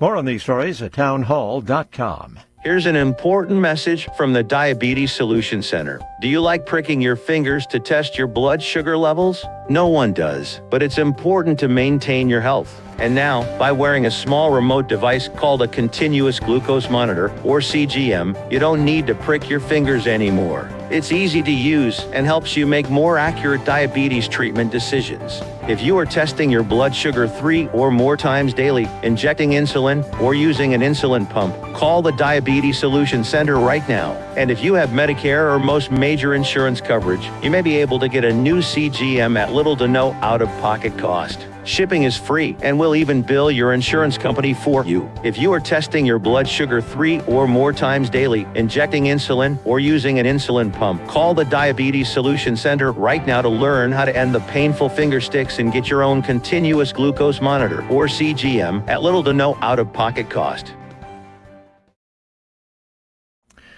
Secretary of State Blinken and his British counterpart, Foreign Minister David Lammy, are visiting Ukraine. The BBC's James Landale traveling with them. What leaders in Kiev want is not so much support, but permission. The right to use American and British long-range missiles against targets in Russia.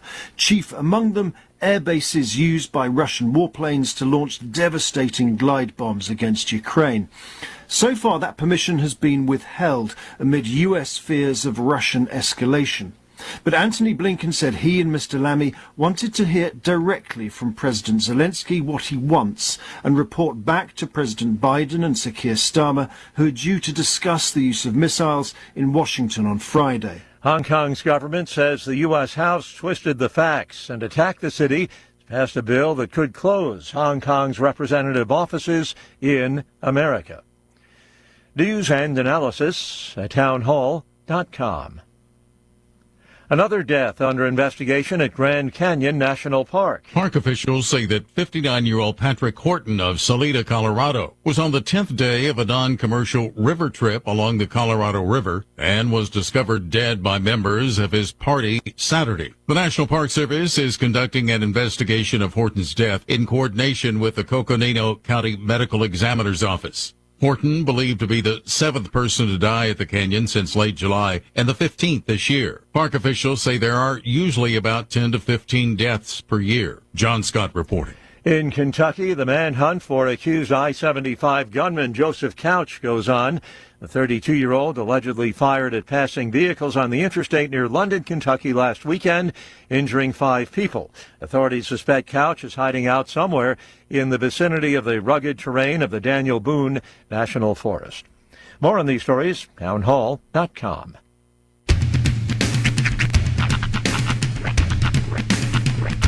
What in the wide, wide world of sports is going on here? I promise you, whatever scum did this, not one man in this force will rest for 1 minute until he's behind bars. Now let's grab a bite to eat. Yeah, come on. I feel the hot wind on my shoulder and the touch of a world that is older. I hit the switch and check the number. I leave it on and then I slumber. I hear the rhythm ringing through it. Flamenco guitar and cumbia music. I hear the talking of the DJ. The travel listen, what does he say? I'm on a Mexican radio. I'm on a Mexican radio. Broadcasting live from high atop the J.P. White Building in downtown Roswell, New Mexico. It's Mornings with Mike Winters on 106.5 Roswell's Talk FM. Is that what I sound like when I talk? Now, here's your host, Mike Winters. And good morning. It is 6 minutes after 8 o'clock. Welcome to hour number 2 of a deuce of Mornings with Mike Winters right here on 106.5 Roswell's Talk FM. Happy Wednesday, Patriots Day. Yes. It's 9/11's remembrances all over today here in the news and everything else. And it's and every single year I think it's insane how long ago it actually was. 23 years. When it feels so clear of a memory, like and so crystallized of an occurrence and of a memory that I don't remember great meals that I've had, days after I've had them, but something like that, it's 23 years that it's been. It's exactly how, parents or other family members felt when Kennedy was assassinated, Pearl Harbor, when those took place. I imagine people of those eras are in that same, sure. No matter what, 30 years later, you're like, I remember where I was the day Pearl Harbor was announced, or I remember I was when I saw Kennedy be assassinated. It's kind of, I would conversely say positive moments too. Moon landing would be another one. Sure. I think, sure. In 69, July of 69, when Apollo 11 landed on the moon. Summer of 69. People that saw it probably are in that same mindset. Sure. I remember exactly where I was at. And, it's kind of funny. Speaking of Apollo 11, I started watching yesterday on, I think it's on Netflix. Okay. They have a documentary, and I don't think it's a new one. I think it's older. It just showed up on the trending part, so I started watching it. It's the whole documentary, and I think National Geographic put it out, about Apollo 13.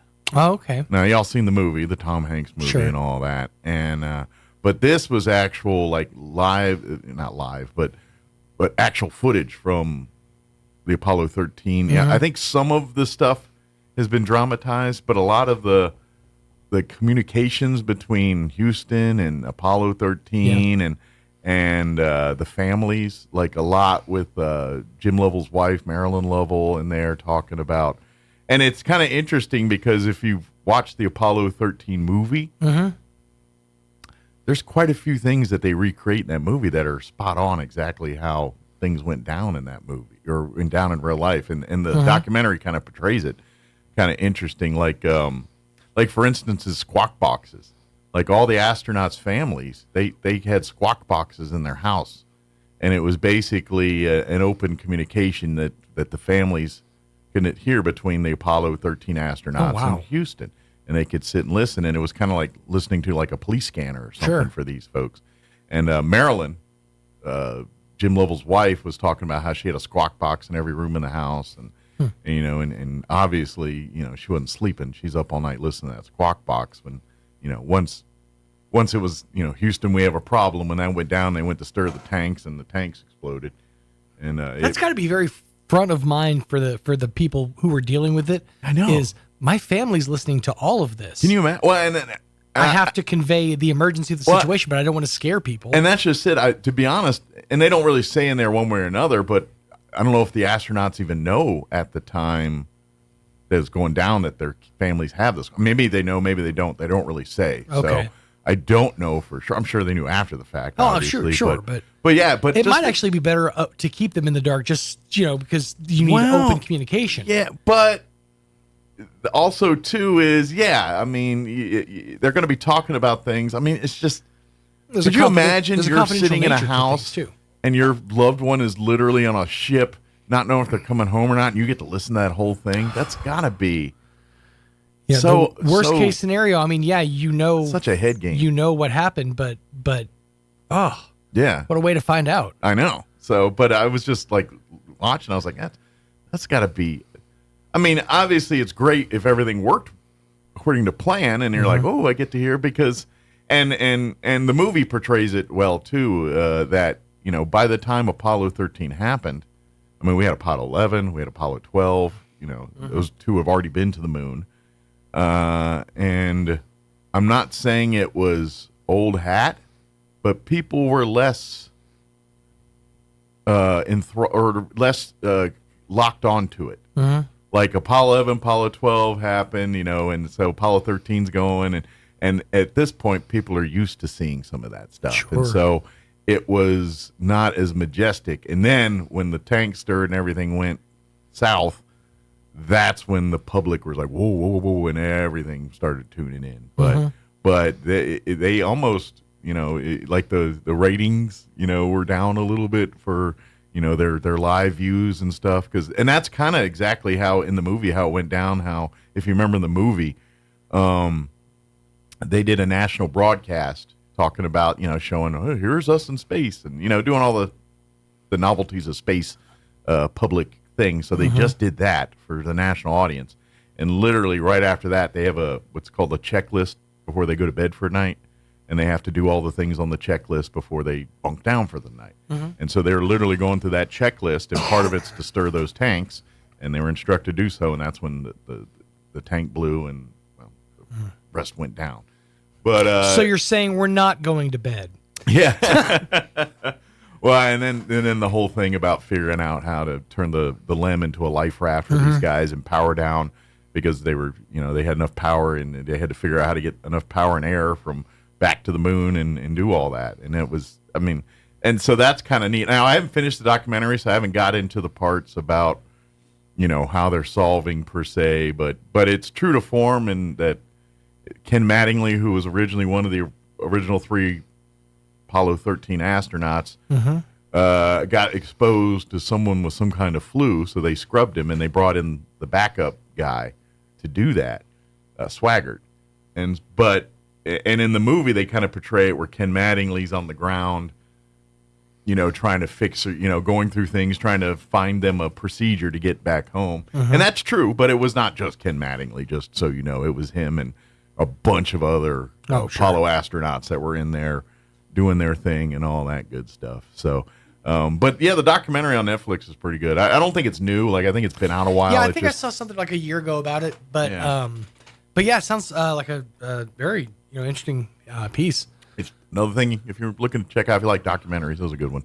So. I got kind of wrapped up in a that National Geographic documentary. It's like 2.5 hours is what it is in total. But it goes from it's really like from the very start of the day on that Tuesday to the 9/11 the 9/11 thing, to when they finally finished conducting the search, which went from and actually in that Rob Riggle piece that I watched this morning, as he said, at a point at like day 6, it went from search and rescue to search and recovery, and that's when they were able to move in bigger equipment and move things in earnest, and that made things go a lot more smoothly, so to speak. One of those things that I always think about. It's later in at a 9/11, but if y'all remember, and it was only like maybe 2 years after 9/11. It was pretty recent after 9/11.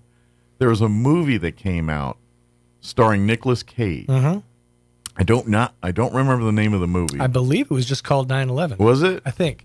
And he was a either a firefighter or a police officer. It wasn't remember United 93. That was a different movie. But yeah, and basically he's trapped in the rubble, and he's got a. Maybe it's called World Trade Center. Maybe World Trade Center or something like that. Yeah, I remember going to the theater to watch it, and I remember watching it and seeing it, and I've never watched the movie ever again.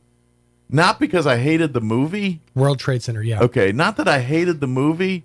It's just watching in the theater. It just evoked a lot in me. Like I was just watching it, and it just hit me different. I'm like, this is not why I go to the movies to watch this movie. I'd imagine I probably wouldn't be able to sit in the theater to watch United 93. Like that was a tough watch. Like I went and watched it, and I'm glad I saw it, but I felt like I wish I didn't do it. Now, I'm going to say this, and this might be a bit of a hot take, but I feel the same way, and I feel like we're far enough removed from the holiday that I can say it. Yeah. I feel the same way about I don't want to go to a movie theater to watch The Passion of the Christ. Oh, I can't watch it anymore. Yeah. I just can't watch a movie like that on a big screen. I've watched The Passion of the Christ once in the theaters. I went back when it was very popular. We just watched it. I did that on TV. And that movie, yeah, it's so much to take in that I have never tried to watch it again. I've seen it, and it was an excellent movie, but you're right. It's too hard to watch again. It is. I don't want to see a second of that again. It evokes something, in me that I don't want to experience in the theater. Yeah, that movie. I don't need Dolby surround sound to go through that. And it's funny you mentioned The Passion of the Christ, because that's the other movie I always think of, like that World Trade Center movie, and they're the two, in my head they're together because of that same reason. Right. It's like I saw them once because I felt like I needed to see them. I will never see that again because it just puts you in a place you don't want to be. You know what I mean? And that's I get that. By the way, and this is completely off topic, but what one hell of a resume Jim Caviezel has. His IMDb page is Jesus and Ronald Reagan. He's very what was it? Remember that TV show he had for maybe a season or Caviezel? two? Yes. There was I think CBS had it. Okay. And it was a drama where he was like have to be investigator solving, but he solved like there were some kind of, I don't know if there were like person of person of interest. That was the name of the show. I didn't realize he was on Person of Interest. That show ran for a minute. Yeah, he was the star of it. Yeah, Person of Interest. Yeah, I remember watching it. And I guess I didn't hate it, but I don't remember loving it either. I guess I was just indifferent to it. It was like, oh, I'll watch it, but yeah, it was like he had a handler that gave him cases each week or something. I don't remember the premise of the show, but yeah, Jim Caviezel was the star. Jim Caviezel. Yep. I believe Brian Luck is here. I heard people coming in and out. Brian. Awesome, very good. No, it is not Brian. Not Brian Luck. Pretty sure, unless some wild stuff happened since the last time we talked to him. Very good. No. We have Assistant Superintendent joining us here. So we'll talk RISD business here and everything else in just a few. Before we do that, let's go ahead and get you up to date on the weather. I'm meteorologist Steve Hamilton with your Pecos Valley weather. Pretty warm for the next few days. We'll be hitting about 100 for the afternoon high on Friday. We have high pressure overhead and dry air moving in from the southwest, so no rain for a while. Low 90s, a little bit breezy and sunshine for today. Overnight looks clear, down to 60, and then we're expecting upper 90s for the high on Thursday, and it will stay sunny right around 100 and sunny on Friday. That's your latest forecast. I'm meteorologist Steve Hamilton. That's funny. I love when people hand me money. Good morning. Thank you, Steve. Currently, you know what? I got to refresh that. Currently, 63 degrees here in Roswell. Humidity is at 40% with winds out of the southeast at 5 miles per hour. Sunny and 94 today with winds out of the south, 5 to 10 miles per hour. Clear tonight. Expect an overnight low of 61 degrees. South winds 5 to 15 miles per hour. Sunny and high of 99 for you Thursday. Yeah, pushing 100 tomorrow. South winds 5 to 15 miles per hour. Friday, more of the same. Sunny and hot, 99 for a high. Winds out of the southwest, 5 to 10 miles per hour. And then looking at your weekend, mostly sunny Saturday with a high of 97. Sunday, mostly sunny and 93 for a high. So maybe we're starting to see a cool down on Sunday. Maybe. Just maybe. We'll see. All right, it is 19 minutes after 8 o'clock. We're going to take a 3-minute commercial break. And then joining us from the Roswell Independent School District, Jennifer Cole, Assistant Superintendent, and Elizabeth Hetty. I got to find her title. We'll find out on the other side. Don't go away. You're listening to Mornings with Mike Winters. What? My trade's got to be worth more than this! Hey, Roswell and surrounding areas, don't get hit hard by low trade offers. Right now, the all-new Roswell Ford needs your trade. That means you'll get top dollar for your trade. Stuck in your loan or lease, Roswell Ford wants to get you released, even if you owe thousands more than your trade is worth. So you can drive a new Ford or quality pre-owned vehicle for a lot less. For a limited time, get 0% APR or no payments till 2025. Plus, we have a great selection of low-mileage, one-owner pre-owned vehicles, all in prime condition, starting at just $10,000. Don't settle for a low-quality, overpriced clunker. Buy a quality pre-owned vehicle from Roswell Ford for a lot less. Roswell Ford has partnered with the most aggressive lenders that will push to approve you today, even with bad or no credit. Lower prices, exceptional trade-in values, and a better buying experience. Get on board at Roswell Ford with new management and a whole new attitude. 821 North Main Street in beautiful Roswell or online at roswellford.com. 0 APR for 36 months is $27.78 per thousand financed on select models. No payments till 2025. Subject to lender approval through Ford credit. Offers not combined. Artesia General Hospital has welcomed cardiologist Luther Weathers to the team. Dr. Weathers is board certified with a subspecialty in cardiovascular diseases. He treats patients with genetic heart defects, heart rhythm disorders, heart failure, coronary artery disease, chronic high blood pressure, and other cardiovascular diseases. Call 575-736-8270 to schedule your visit with Dr. Weathers in Artesia or visit artesiageneral.com/cardio appointment. Se habla español. A bedroom is a quiet escape where I go for peace and comfort. This is Melanie at Glenn's Furniture. I know how important the most private room in your home is for your life and the lives of your family. That's why we offer a selection of bedroom groups that make living easier and more comfortable. Modern designs, bold curves, and stylish fabrics elevate your bedroom space. You'll find your new set easy to sleep on and even easier to own. Come see us at Glenn's on the corner of Union and Alameda, where delivery is free since 1953. Are you ready to succeed? At ENMU Roswell, they cater to your educational needs. Their dedicated facilities and faculties provide you with an exceptional learning experience. From academic programs to behavioral sciences, business, health education, or technical education, ENMU Roswell offers a wide variety of certifications and degree programs designed to take your education and experience to the next level. Register now on campus or online at roswell.enmu.edu. Eastern New Mexico University Roswell. Success starts here. What made Roswell Hyundai the #1 used car dealership in southeastern New Mexico for 2023? It's simple. Great selection, great savings, and great people. Right now, the lot is loaded with all new Hyundai models, including Elantras, Santa Fe's, and Palisades. And with 0% on select new, 5-year warranty, and 3 years free oil changes on all 2024 models in stock. Now's the time to trade up and save big. So, what makes Roswell Hyundai the #1 used car dealership in southeastern New Mexico? You do! Come check out the all-new and used car supercenter only at Roswell Hyundai. 1909 West 2nd. Here's a Mornings with Mike Winters fun fact. The first toilet being flushed in a motion picture was in the movie Psycho. Mike thought it was Gone with the Wind. Here's Mike Winters. And good morning. It is 23 minutes after 8 o'clock, and joining us in studio this morning from the Roswell Independent School District, Brian. Brian could send 3 people to replace him today. Brian must think he's important. Yeah, he thinks that. Just kidding. Of course, Jennifer Cole joining us this morning, Assistant Superintendent for Curriculum. Also, we have Ruben Bolaños and Elizabeth Hetty as well. Now, you do elementary curriculum with guidance counselor, that kind of stuff, right? Correct. Yes, Okay. and then I oversee. I'm very oversimplified, so yes, please. yes. I'm an elementary counselor in the building, and then I also do kind of leading our elementary and middle school For the district. Yes, here. sir. Very good. And Yes. Ruben, I gotta be honest, I don't know what you're up to lately. Ruben's just all over the place. I just load the wagon. I think wherever they need some Ruben to do, you just put Ruben. That's exactly what I was saying. Good morning, Roswell and Chavez County, southeastern New Mexico, all our audience today. But I just load the wagon, and people tell me where to drive it. Ruben's just, you just, like it's, you've been probably in every school at some point or another, in some way, shape, or form. Yeah. Just Mr. RASD, Ruben Bolaños. So. Thanks, Mike. Good to be with you. Good morning, everybody here. So, for folks that don't know, whenever we have our RASD on, usually that means that's the week of school board meeting, and that Monday of the week is when they have their school board meetings, and yes, we had a school board meeting on Monday here. So now we talk highlights, the what happened and what needs to happen. I guess you could say. Well, the cool part about it is you always start off fun.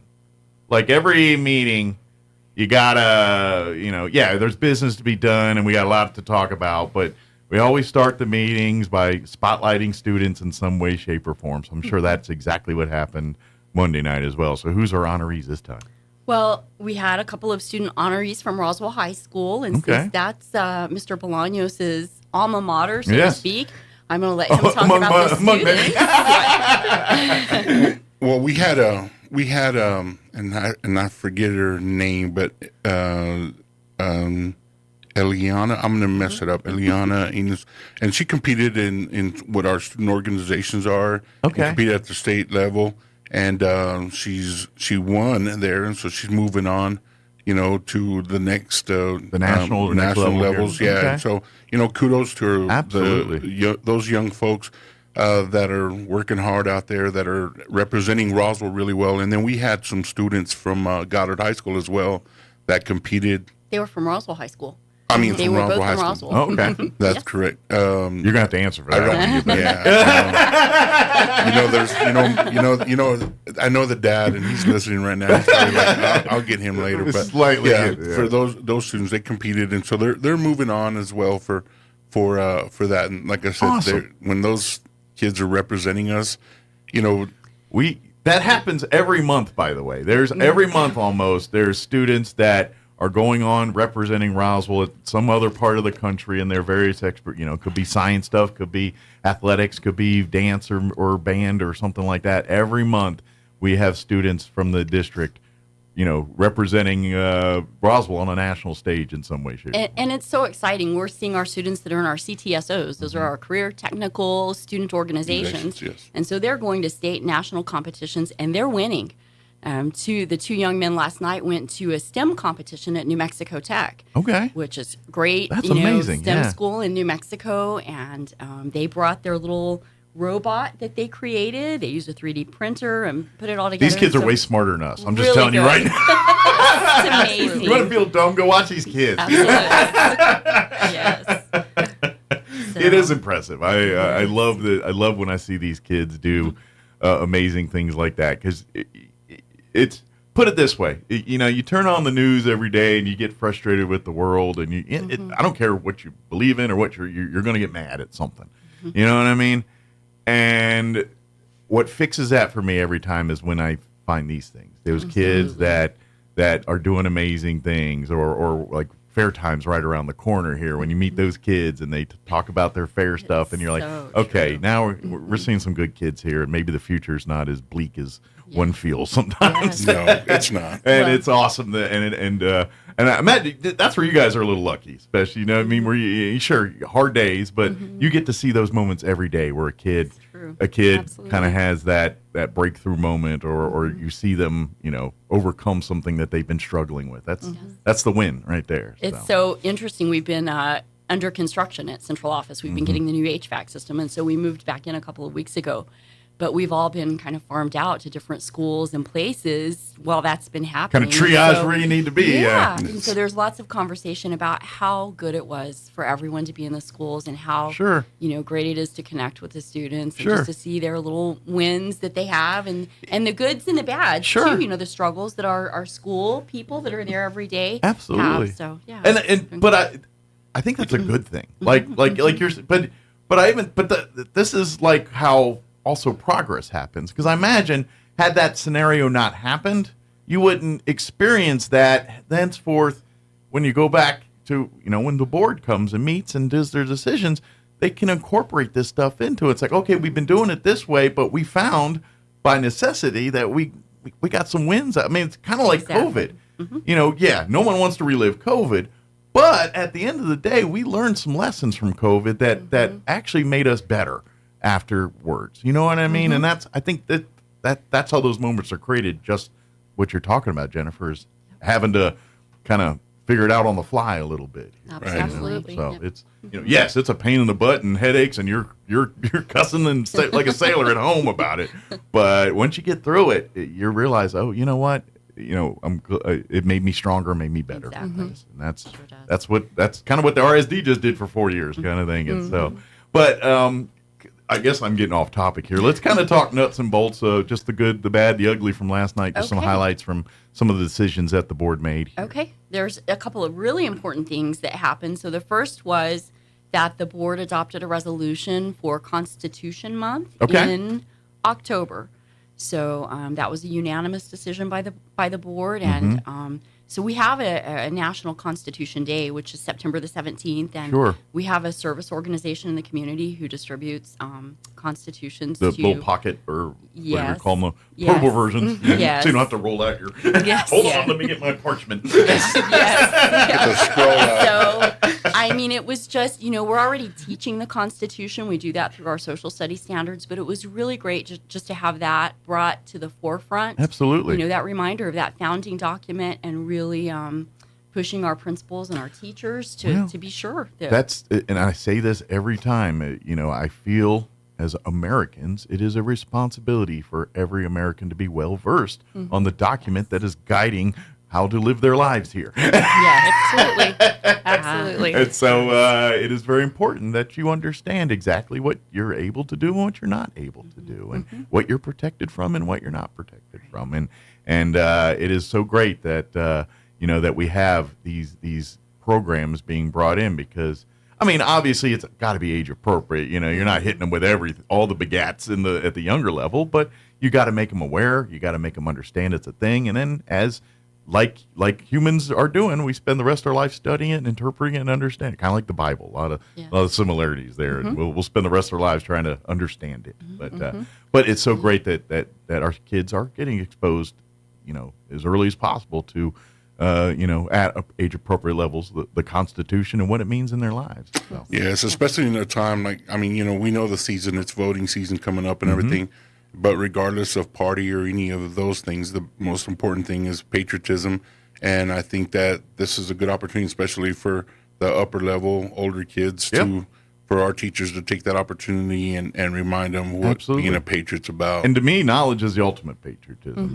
Knowing that Constitution, that's yes, to me, that's a responsibility as an American. It's a kind of an agreement. If you want to be here, you want to be a part of this, you need to understand what that means. And that's and it's great that we're allowing our kids to be exposed to that and to show them that at the earliest possible levels.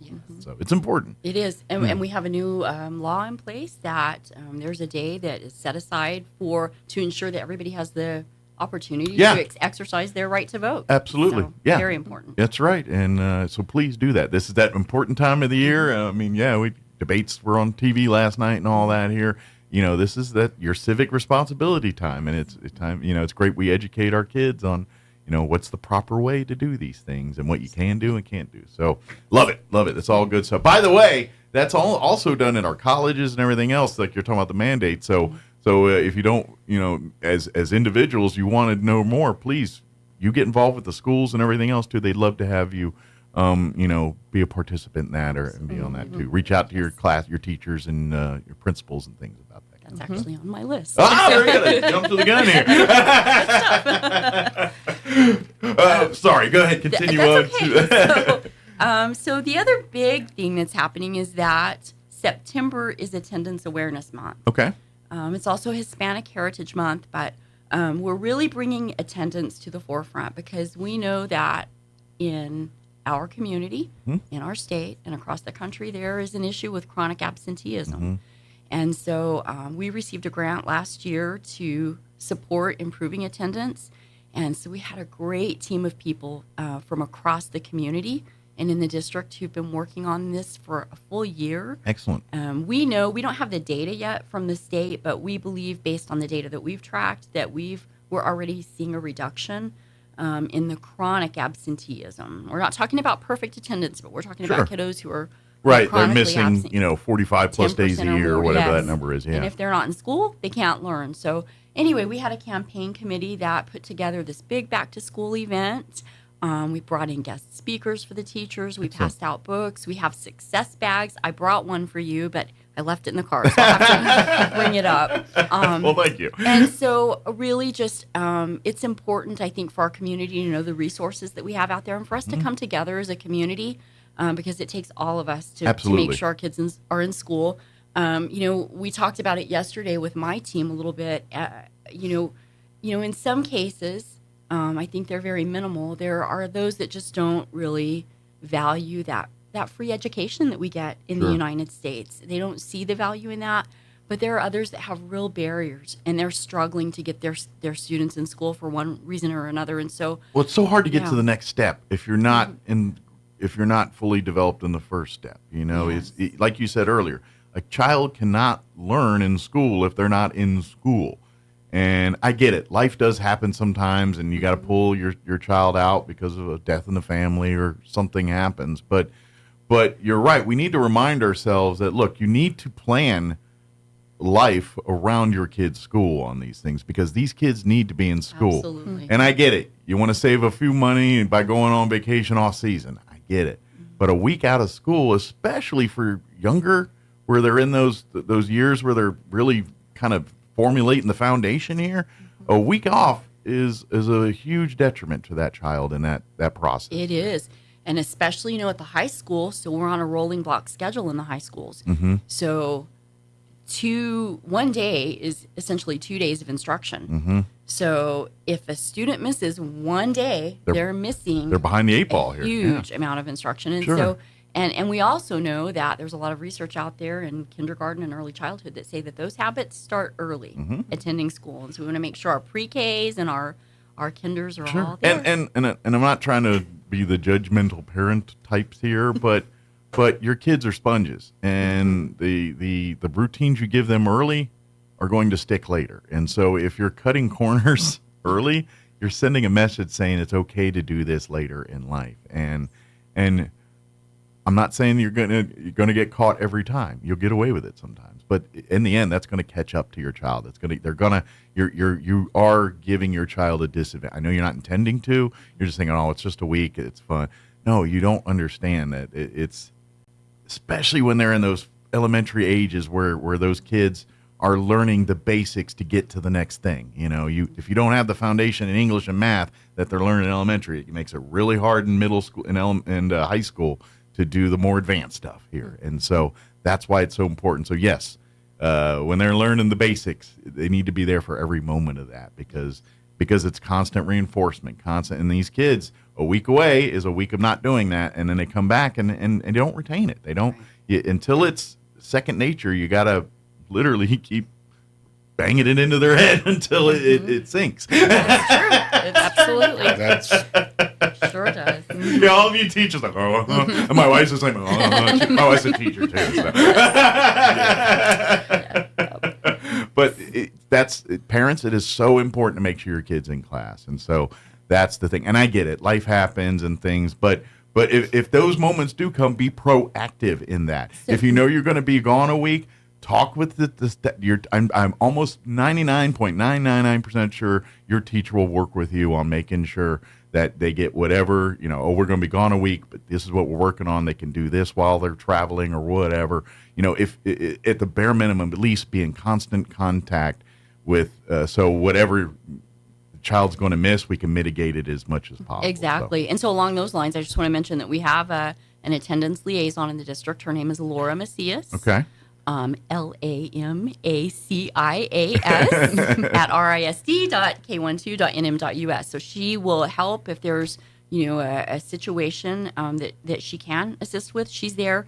We also have Veronica Barraza. Okay. She is our family and youth in transition liaison. Okay. And so we know that we do have a lot of families and youth in transition. And these folks are there to really help families navigate when they have those housing issues going on, mobility issues, any of those things. So, reach out to either of those ladies. They're always willing to help. Our school counselors are a great resource for students. We have at the secondary, in our high schools, we have Canvas. And so teachers should be posting their assignments in Canvas so students can access those from it's actually home. a lot easier with the information age here and everything, because and if you don't know this, parents, you should. Pretty much everything your child's doing in school, you can have access to online through the portals and through this stuff. If you have a child in the RISD, as a parent, you should be in there weekly, at least just checking in on what's going on, and it doesn't matter if your kid's in kindergarten or in 12th grade. Yep. You can check all of that. You're stealing my notes, Michael. I have Sorry, I have a wife who's a teacher. I know things. So good. Yeah. We have the Power School Parent Portal, so parents can download that, log on, see how their students are progressing, and they should be doing that all the time. Yeah, kids, you can't do what we did when we were kids. Like, teacher didn't give it to me. No, they can find that stuff. It's right there now. Yep. Those days are over. Sorry, kids. We also have, so there's a parent questions link. And so if a parent just wants to send in a question about whatever it can be, they can just log onto that through our website. And then they can get resources too. Yes. And that might be great for, especially maybe they don't feel comfortable talking to someone at the school about it. So maybe they, depending on the issue there, that way they can get their issues addressed in a way that they feel more comfortable doing. Yes. So, yeah, absolutely. But that's the thing. This is we're talking about policies and all, but at the end of the day, as a parent, you need to be constantly in contact with your children's teachers and stay involved with that. I mean, you don't have to call them every day and get status reports and all that, but at least checking in weekly if there's things that you're what's going on with my kid here. Don't hesitate. I know my wife. She's been a teacher 26 years now, 27 years now. I know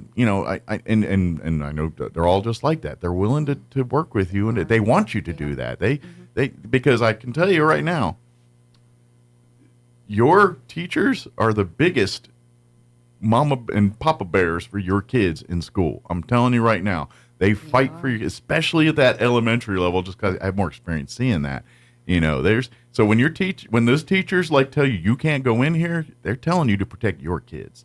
So when they do that, like when we get security issues and you, especially in the younger kids, there's certain areas you just can't roll up in because the world we live in nowadays. Absolutely. And these teachers are guard dogs, and they will. And to her credit, they will get nasty to prevent you from getting there, because at the end of the day, they care about your kid, and they will. Some of those teachers will straight up die for your kids. I'm telling you right now. It's true. That they love them that much and they work for that much. So please work with these work with these teachers to make sure your kid's going on. And please understand when you do get denied from time to time and those things, because I just want to get them real quick. Yeah, but that's the kindergarten wing, and no one gets in the kindergarten wing unless you've got business in the kindergarten wing. Yes. Well said, Mike. I think that's well said. Absolutely. So please remember those kind of things when you're out doing all. I know I get on tangents, but I have a wife that tells me things. That's good. And she's spot on. Spot on. She sure is. Yep. So those are the things we want to remember. It's like you got to remember those people in those schools. They're the biggest advocates for your children, and they want to work with you to make sure that your kid has the best best chances and the most opportunities to succeed. Yes, they do. You know, nothing makes these teachers happier to see those light bulb moments and see those kids struggle and then they get it. That's the win. That's what that's why every single teacher in that building is in that building to have those moments. That's why they're there. It's certainly not for the pay. It's certainly not for the workload. And for you people who think you get your summers off thinking that's some kind of vacation, think again. Go be a teacher. That's true. Sorry, I got another soapbox again. No.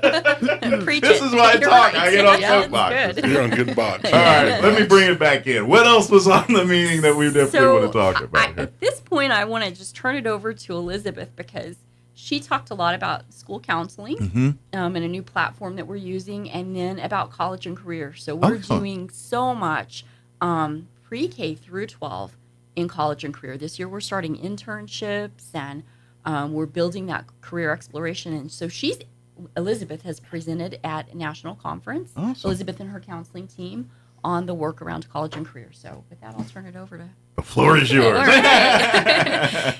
So really, we've really just put a focus in our SEL, our social emotional learning for students. Okay. It is part of our strategic plan. So we have a curriculum now that we are implementing through K through 12th grade called Positive Action. And so it's taught through the classroom, teaching those skills that sometimes our kids just are missing. And they're not, it's not just about emotions, but we're talking about skills to succeed in life, in school, in all areas. So and don't mean to interrupt, but it's so important because, quite frankly, some of these kids aren't getting it at home. That's the thing is, it's not, it's a lack of knowledge higher up. And so it might be the point we bring some parents with them too, because they could learn these skills as well too. But you're absolutely correct. It's, that you look at the world we look in and I think we need to find a way to better teach people how to deal with emotion and how to process, how to do all that stuff. And so that's so important. You're absolutely right. And you're right. It starts from when they're barely old enough to walk or barely know, it starts right then. When, it's like in the medical, like physical medical, with the, like kids now, they can, like they're diagnosing eye problems and dyslexia and things like that when they're 6 months old. Yeah. Most of the time, we didn't find out the kid was blind till first or second grade, and they're like, "Oh, we're slap some glasses on this kid." Yeah. You know what I mean? And so we're learning, and so it's right what you're saying. We need to keep going with that, and not just that stuff, but the emotional developmental side too. And this is really impacting us because we're losing our functional language because we're not talking to each other. We're not talking to our children. Yeah, we communicate in 120 characters or less. Yes, absolutely. And back, you mentioned COVID. I mean, where were we at with COVID? We were online, and so students didn't have the social interaction, especially our littles. I'm in the elementary level, and our kinders, first, second grade, they missed that vital time to interact with peers and learn those skills. Absolutely. So we're really focusing a lot on that. And so our counselors are supporting that. We have a universal SEL screener called DESA. Okay. And so 3 times a year, our teachers rate our students, and it kind of gives us some ideas on where our students might need extra instruction for those SEL skills or where we might, as a district, be lacking. Okay. And then our counseling services are supporting that. Gotcha. So then we're pulling small groups or doing one-on-ones or pulling resources and interventions and things for kids that need that extra support. Absolutely. Because we don't all learn it the first time and we don't all learn the same way. No, So, yeah, you're absolutely correct. And like you said, and everyone comes from different backgrounds and they're, at different levels we don't start with the same deck of cards to play with. We all, some got better hands than others, and so, but we all got to get to the same place. And this is how we do that and give those opportunities for folks that didn't go the same path that another person did. And so you're right. It is so important to understand all that kind of stuff. So it's great to see that, we're kind of making steps in that direction. And this all goes to just the overall mental health.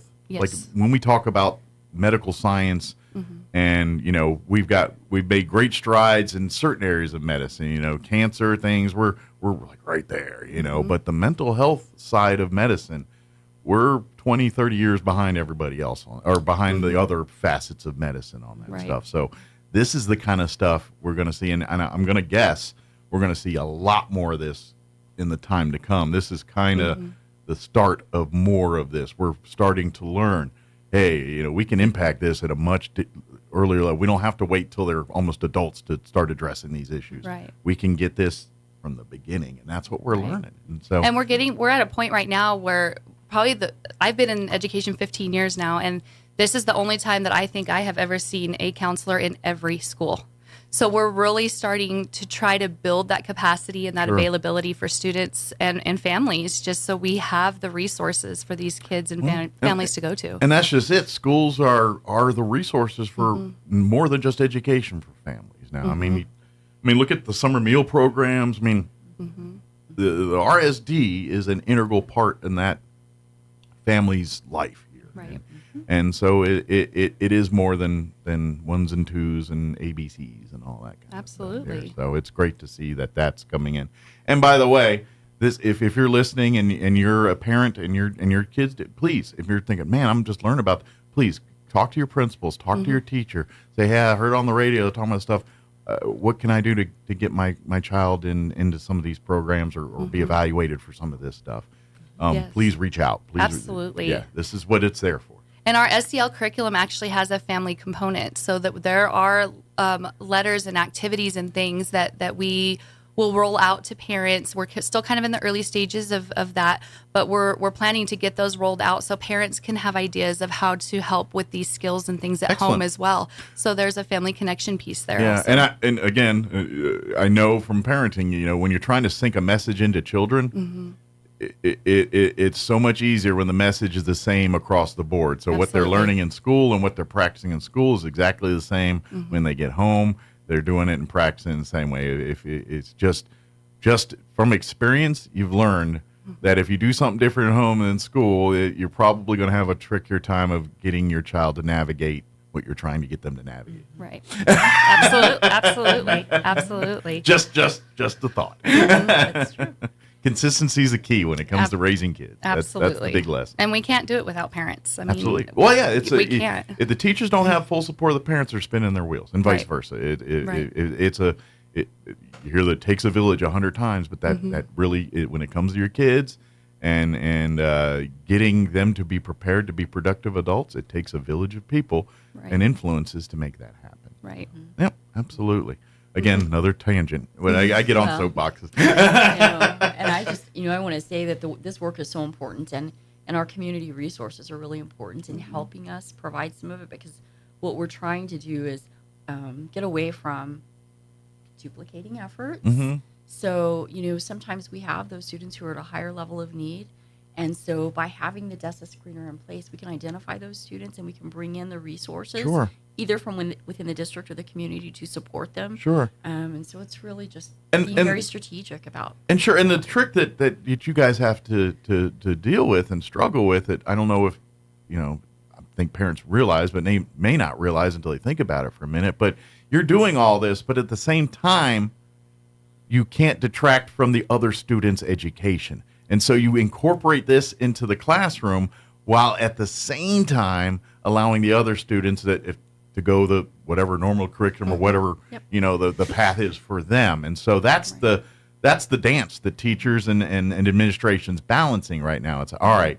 We have kids that clearly have special needs, special services that we need to address, but we don't pull them from the main group. Absolutely. How do we incorporate that they get what they need, but at the same time not detracting, but continuing the enhancement of the other students? And that's the dance that we're trying to figure out here. And so we're and we'll face it, it's trial and error on some stuff. Some stuff works, some stuff doesn't. All right, let's go back to the drawing board on that here, and that's kind of where we're at. But you're like you said, we're starting to see programs that are making positive impacts and things that. We threw some stuff at the wall. Some of it's sticking. Absolutely. We got it. That's what that's kind of what's going on here a little Absolutely. bit. Yeah. So and we have so one of the things that discussed last night as well was, so there's a new platform. It's called SCUDA. And essentially what it is counselors are logging the services they're providing. And so what's going to happen is once we start getting information into this and start pulling data, we're going to start seeing a lot of where our time is spent. So if we see a high need in a particular area, this information is going to show us that, because we're going to see that we're spending a lot of time in that, and that's going to give us a lot of valuable information to find the tools we need. Establishing patterns, Absolutely. establishing trends, establishing. That's what we're doing here, and that's kind of what we're. So please. Be an active participant in that. If your kids, are part of some of these programs and things, as parents, the best thing to do is work with your teachers, work with your counselors, that communication is the key. I've seen it 1,000 times. The ones that they have problems with are the ones where the parents and the staff weren't on the same page on things. There was headbutting or something going on there. The moment that I'm not saying, just agree with everything you're saying, but you work with people. If everyone's coming from the same places, we're trying to get this kid to the next level, and we all remember that, then we're going to fix this problem. Absolutely. And so while we're talking about parents and families, I just want to circle kind of to the flyers that I handed you. And so we have 3 things. We have Triple P parenting class that we've been doing for a few years. Very successful. If we have parents who are interested in that Triple P parenting class, they can contact me or Elizabeth or the Parent Question portal. We have a Family Institute coming up on September I think you have the date down there at the bottom. Let's see. I'm looking at some dates here. This one, register 10 to 4. These are different locations. One in Roswell is 11-1. Okay. For the Regional Family Leadership Summit. November 1st, then for that one. And then we have Bookworm Babies. That our early childhood family engagement specialists will be leading that. And that's September 28th. September 28th. And that's going to be at 9 a.m. and 11 a.m. And that's going to be at Parkview in the portables there at Parkview. Yes. So, and that's on Alameda if you're not familiar there. But for Bookworm Baby, that way you can kind of, and this is the thing, reading and getting involved. And I don't care if your kid's breathing. Read it to that kid. Absolutely. Yep. I don't care how old the kid is. I don't care if the kid hasn't said a word and said anything but goo goo gaga. I don't care. Read to that child. Yes. But you can learn more about that coming out to the Bookworm Babies method featuring all the stuff that they've got going on here. And of course, I'm going to guess too. Especially elementary, these are probably going in your kids' backpacks and all that stuff too here for them to send home with them. Sending them all out. But definitely, and these are the kind of things, and partner with outside stuff too. The city library. There's lots of resources. All of that, work in concert with your kids on that stuff, and that stuff is that it's. When the families get involved, the kids succeed. That's just. Yes. I'm sorry. The evidence. We've got much evidence to support that one. Absolutely. We sure do. Yeah. We do. We're almost out of time. Is there any other information that we wanted to make sure we get out that I just completely sidetracked us on? If Elizabeth wants to say anything about college and career. Yeah. So. That was another discussion. It was just the conversation around how are we preparing kids for college and career. And so I just kind of mentioned that we are starting things like college portfolios, digital portfolios in our elementary level, starting with 4th and 5th grade. So I know people don't think about college in that. They don't. They do now. And just exposure through career fairs and that kind of thing, all the way up to career pathways in high school. And there's nothing wrong to think about that stuff at that level. And to be honest, maybe secondary education isn't a 4-year institution. Maybe, this kid's already showing tendencies towards art or towards, we mechanical or whatever. I think we have 32 CTE programs happening. We're going to have a booth at the fair that's coming up in October. And so we have students that are starting internships. There's a great manual parents can access online, the Career Cluster Guide. And our parents that are parents of high schoolers have access to their digital next step plan. Excellent. And so they can log on and help their parents select, or their students select the get in those pathways. Yeah. So lots of really good things. It's way different than when we were children, and it kind of, because school was set up. All right, you're going to the 4-year college, that was kind of the plan, the path. Right. And now we're learning, there's a bunch of different avenues they can go down and achieve the same goal. And our community partners have just been great to come into the career fairs and help and support. Well, I know the RSD's close partners with not only businesses, but other, ENMUR, all our other higher institution learnings. You guys work in concert with them and programs and things, and all part of that continuing education, starting from your kid day one in pre-K when they roll in till after 12th grade and what goes beyond that. Absolutely. Excellent. Well, thank you guys. Appreciate it. Thank you. And we'll just tell Brian you did a better job. Tell Brian to take off next. Do something like that. Is he doing work today, or is he on? He's vacation? at a training in Albuquerque. Training. No, I'm just kidding. Something like that. I'm kidding. He's probably shopping. Probably eating some restaurant. He's got some big old plate of, I don't Rudy's. know, huevos rancheros or something. He's having a good time. Thank you guys. Appreciate it. Thank you. 9:58, quick break before news. Don't go away. A good night's sleep is so important, and issues like sleep apnea make falling asleep and staying asleep nearly impossible, but we can help. I'm Dr. Sarah Usher at Carabelli Dental. With the help of a simple oral appliance, your sleepless nights could be a thing of the past. But don't take my word for it, just ask Lainey. My name is Lainey Smith. I wasn't surprised when I found out I had sleep apnea simply because I had a horrible sleep pattern. I attempted to use the machine and it drove me nuts and I could not sleep with it. And then that's when Dr. Agger told me about the oral appliance. I would suspect I've been using it for 2 years now. In all of that time, I've had less than 10 poor nights of sleep. It's a complete game changer. I feel a lot better because I sleep. This simple appliance can change your life. Call us today to set up your appointment so you can finally get the good night's sleep you need. Come see the team at Carabelli Dental at the corner of 9th and Main in Roswell, or call 575-622-4455. Hey CVE members, have you scheduled your no-cost home energy audit? If not, it's time to sign up. Call 575-746-3571 to get your name on the list for a free home energy audit. Weather stripping, new door sweeps, minor repairs, and much more. Start saving money and keep that purchased air in your home. Central Valley Electric Cooperative is happy to partner with Green Metal Energy for this valuable audit. Again, 575-746-3571. Here's a Mornings with Mike Winters fun fact. Elephants use these skin folds on their bodies to crush mosquitoes. Mike Winters uses his to hide M&Ms. Here's Mike Winters. An annual tradition on this day at Ground Zero in New York. Eric A. Cranford. Denise Elizabeth Krant. The names of the victims of the 9/11 terror attacks read aloud on the anniversary of the attacks that killed almost 3,000 people at the World Trade Center, the Pentagon, and in Somerset County, Pennsylvania, where Flight 93 crashed back in 2001.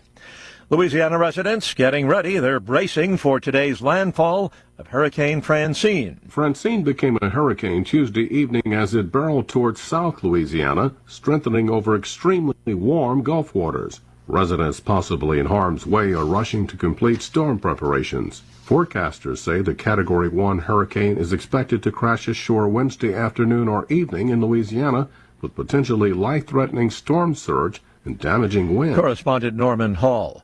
Both Kamala Harris and Donald Trump in their debate last evening claiming the upper hand in foreign policy.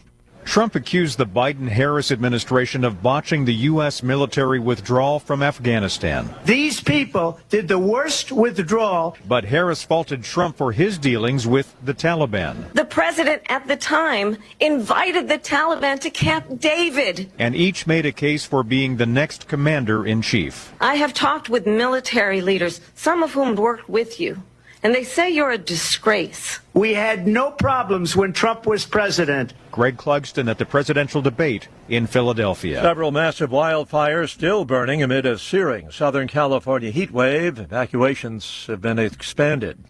Watching Wall Street, stocks deep in the red this morning. The Dow down 649 points. The Nasdaq is off 209 points. More on these stories at townhall.com. Everybody wants cheap airfare, but where do you find it? You call low-cost airlines. Their prices are direct from the airlines, and they're so low you can't find these fares published anywhere. They specialize in cheap flights, discount hotel rooms, cheap car rental rates, and great package deals anywhere around the world. Wherever you want to go, they can help you get there cheaply and with a best price guarantee. If you want the lowest prices on your airline tickets or other travel services, call now. That's right, call. That's the only way to get these rates. Experts are standing by 24/7 to get you the cheapest airfare and hotel rates available. So don't wait. Call right now for the lowest travel prices anywhere and for great last-minute travel deals too.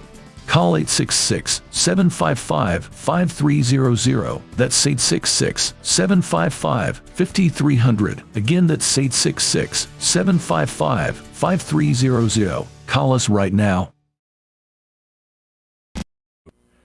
Three-way talks are underway in Kiev over Western support for Ukraine. Secretary of State Antony Blinken and British Foreign Secretary David Lammy board a train at the Poland-Ukrainian border. The overland route to Kyiv.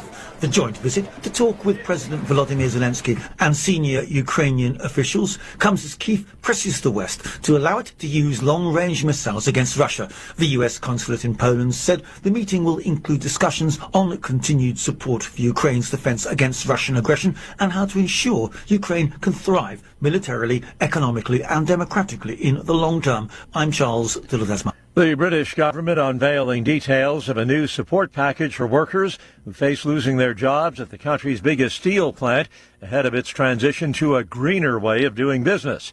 The government to offer improved severance terms as well as a re-skilling package if the workers so choose.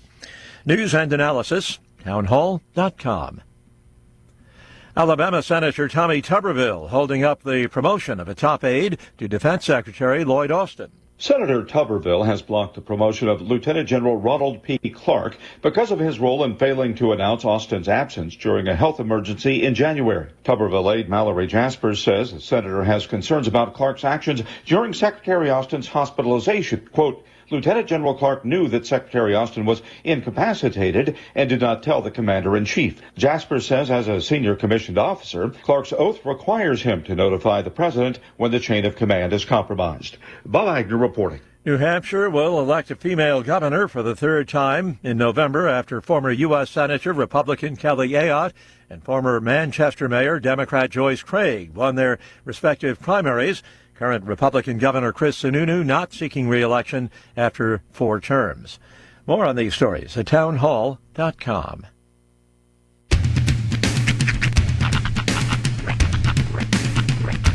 What in the wide, wide world of sports is going on here? I promise you, whatever scum did this, not one man on this force will rest for 1 minute until he's behind bars. Now let's grab a bite to eat. Yeah, come on. Feel the hot wind on my shoulder and the touch of a world that is older. I hit the switch and check the number. I leave it on and then I slumber. I hear the rhythm ringing through it. Flamenco guitar and cumbia music. I hear the talking of the DJ. The devil listen, what does he say? I'm on a Mexican radio. I'm on a Mexican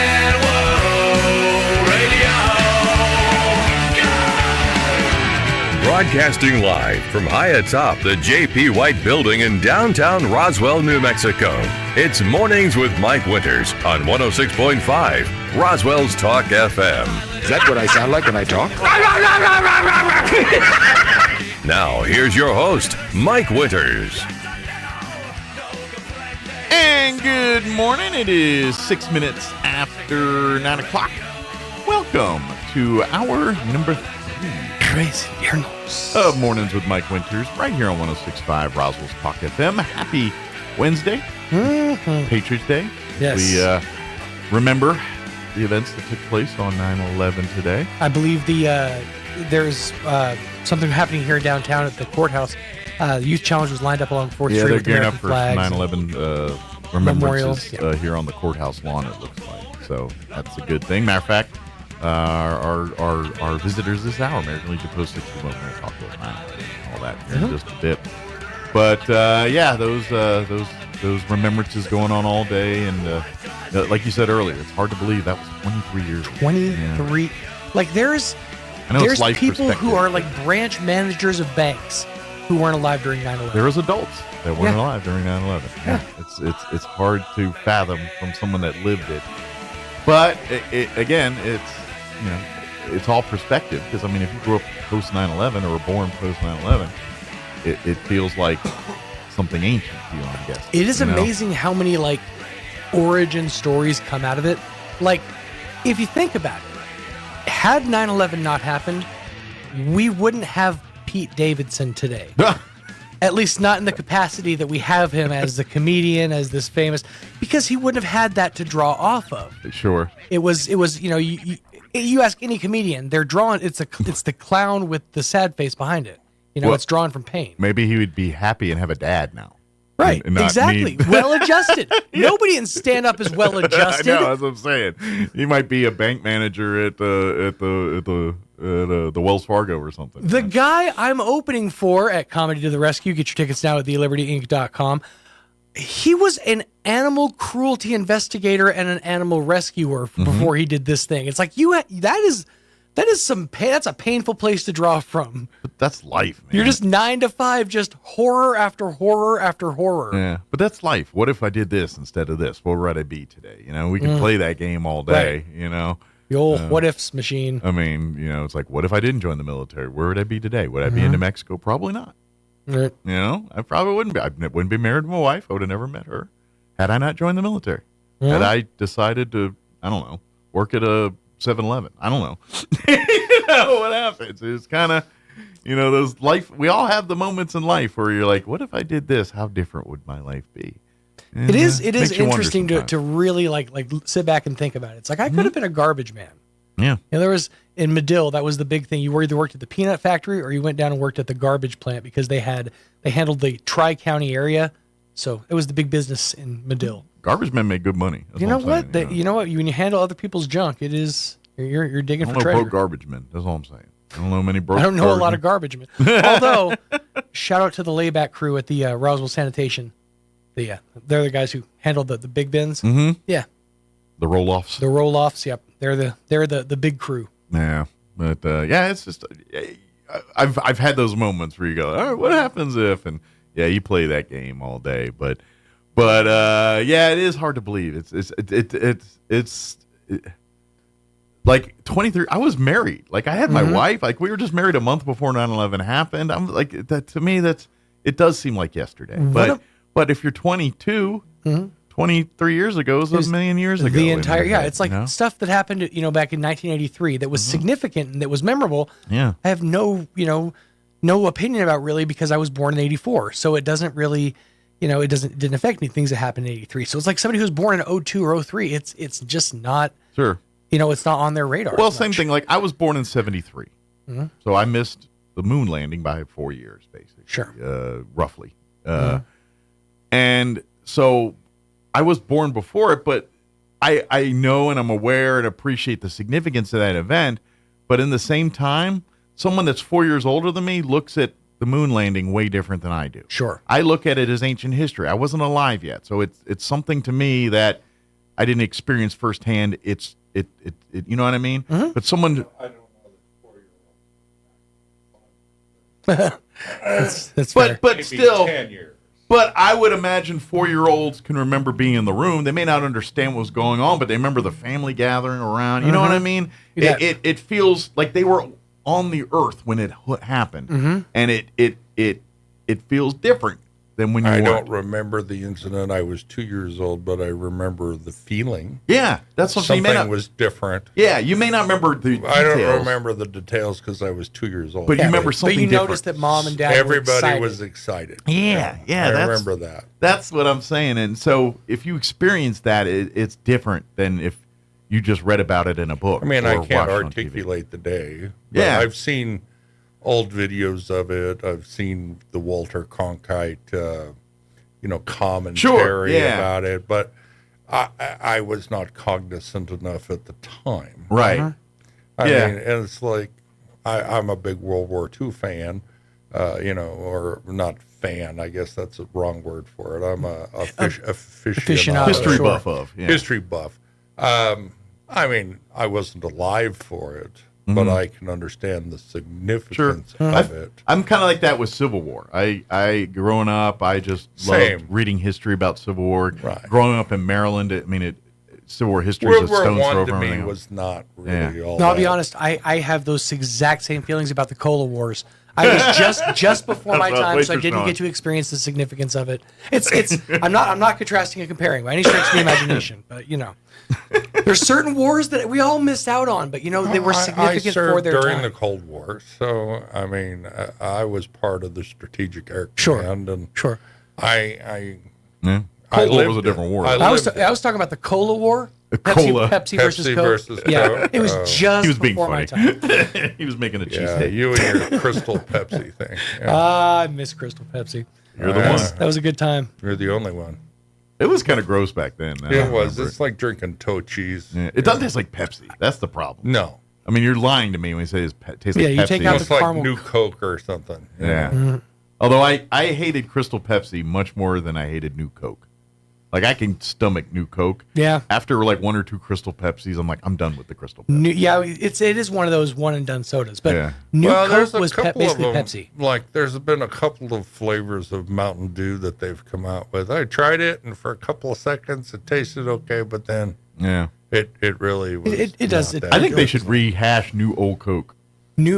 So as in bring back actual Coke. Yeah, the old New Coke. Remember when it was Coke, and then we went to Coke Classic for a whole long time, and it was just the old formula? They did that at season 3 of Stranger Things because it was a feature in the season of now Stranger he's talking Things. about things I have no knowledge But of. what I'm saying is, the Coke we're drinking is the Coke Classic formula. Right. We're not drinking the new Coke formula. But they brought All I know that is that Elite new Coke Battery formula acid. back. Did they? Yes, Okay. just for that season. And, In the military, we learned that it eats battery acid. Oh, So yeah. It's handy for that. Yeah, absolutely. Yeah. Clear you off don't your want posts. to drink that. You want to put it on your battery terminals. Yeah, I did it. I remember I had a pickup, a Ford Ranger pickup that used to be old Park Ranger truck. It was beat, it was beat up truck. But yeah, I remember putting the Coke on giving it new life. Coke on the battery cables to eat the corrosion or whatever. Oh yeah, and it does. You watch it; it just fizzes it right off. It It's kind of does. like putting Mentos in Coke. Oh, it's crazy. Yeah. And then And then the old, Coke right then after. the old screwdriver start. Trick, make sure it's not in gear because I almost ran myself over doing that with the Bronco Yeah, too. but see, in my day, we didn't even have seatbelts in the vehicles. We didn't have, we had dimmer switches on the floor. We had. I wish they go back to those. The column gear shifting. shifts and. I wish they go back to the headlights on the floorboard thing. I love that. Well, it's nice because it frees your hands up from doing stuff. Yeah, it's way better. But honestly, I don't think about it. Like my headlights are just on when I need them to be on. Right, It's the but when automatic you're sensor. in the high beam, like if you're going down those back roads and you got to go high beam, and then a car comes, you got to take the high beam off. It doesn't happen as much out here because there's nobody on these back roads. But back east, where the back roads actually have people on them, that's very handy to turn the high beams on and off. And you're like, oh, hold on. But honestly, how hard is this? You go like this, and it flashes It is your high beams. less hard than going.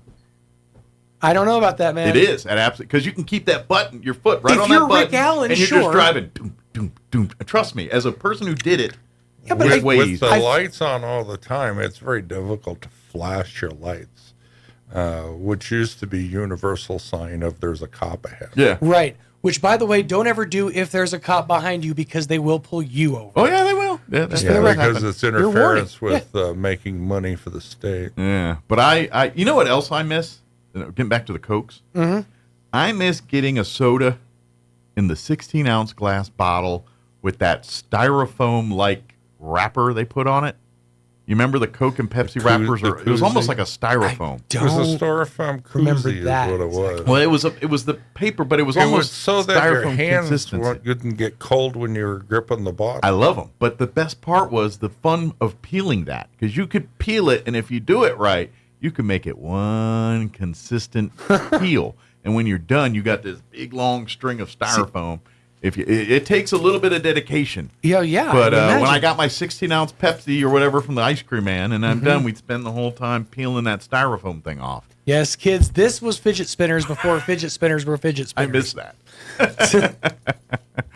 I miss that. I very much do. But anyway, we should get the hour going. Indeed. It is 17 minutes after. We probably should get going. We do have Jen and Lee joining us here from American Legion Post 61 family. Just give an update there, but talking a little, today being Patriots Day, 9/11. We'll talk a little bit about that. We Well, we'll talk more about it. I'll just tell you then when we get in our interview here. Later on the hour, we'll also get you up to date with news of the local variety, Wall Street business updates as well, and whatever else we can come up with for this hour of the show. Before we do any of that, though, let's go ahead and get you up to date on the weather. I'm meteorologist Steve Hamilton with your Pecos Valley weather. Pretty warm for the next few days. We'll be hitting about 100 for the afternoon high on Friday. We have high pressure overhead and dry air moving in from the southwest, so no rain for a while. Low 90s, a little bit breezy and sunshine for today. Overnight looks clear, down to 60, and then we're expecting upper 90s for the high on Thursday, and it will stay sunny right around 100 and sunny on Friday. That's your latest forecast. I'm meteorologist Steve Hamilton. Thank you, Steve. Currently 70 degrees here in Roswell. Humidity is at 34%. Winds currently out of the southeast at 7 miles per hour. Warming up. Sunny 94 today. South winds 5 to 15 miles per hour. Tomorrow, we might see century mark. Might. They're saying sunny, hot, 99 for a high tomorrow. South winds 5 to 15 miles per hour. Friday's going to be more of the same. Sunny, hot, 99 the expected high. Southwest winds 5 to 10 miles per hour. For the weekend, Saturday, mostly sunny, 97 for a high. And then mostly sunny and 93 on Sunday. So maybe a little bit of a cool down starting Sunday. Knock on woods. We'll see. We'll see. All right, it is 19 minutes after 9 o'clock. Let's go ahead and take a 3-minute commercial break, and then we'll talk with our American Legion Post 61 family on the other side. Don't go away. Are bugs eating your garden and mosquitoes chasing you back in the house? Ask yourself, what would Jim Gill do? This is John from Roswell Seed. You know, we've been battling bugs in Roswell since 1898. And if Jim was here, he'd draw on his immense knowledge and send you home with the right stuff. Chase the bugs out of your garden and the mosquitoes out of your yard. Don't give the bugs a head start. Head for Roswell Seed Company and find out, what would Jim Gill do? Innovation, service, integrity, and knowledge. J.S. Ward & Son Insurance Agency. Auto and home, life and health, personal and commercial. Bonds too, since 1925. We have the coverage for you. Innovation, service, integrity, and knowledge. J.S. Ward & Son Insurance Agency.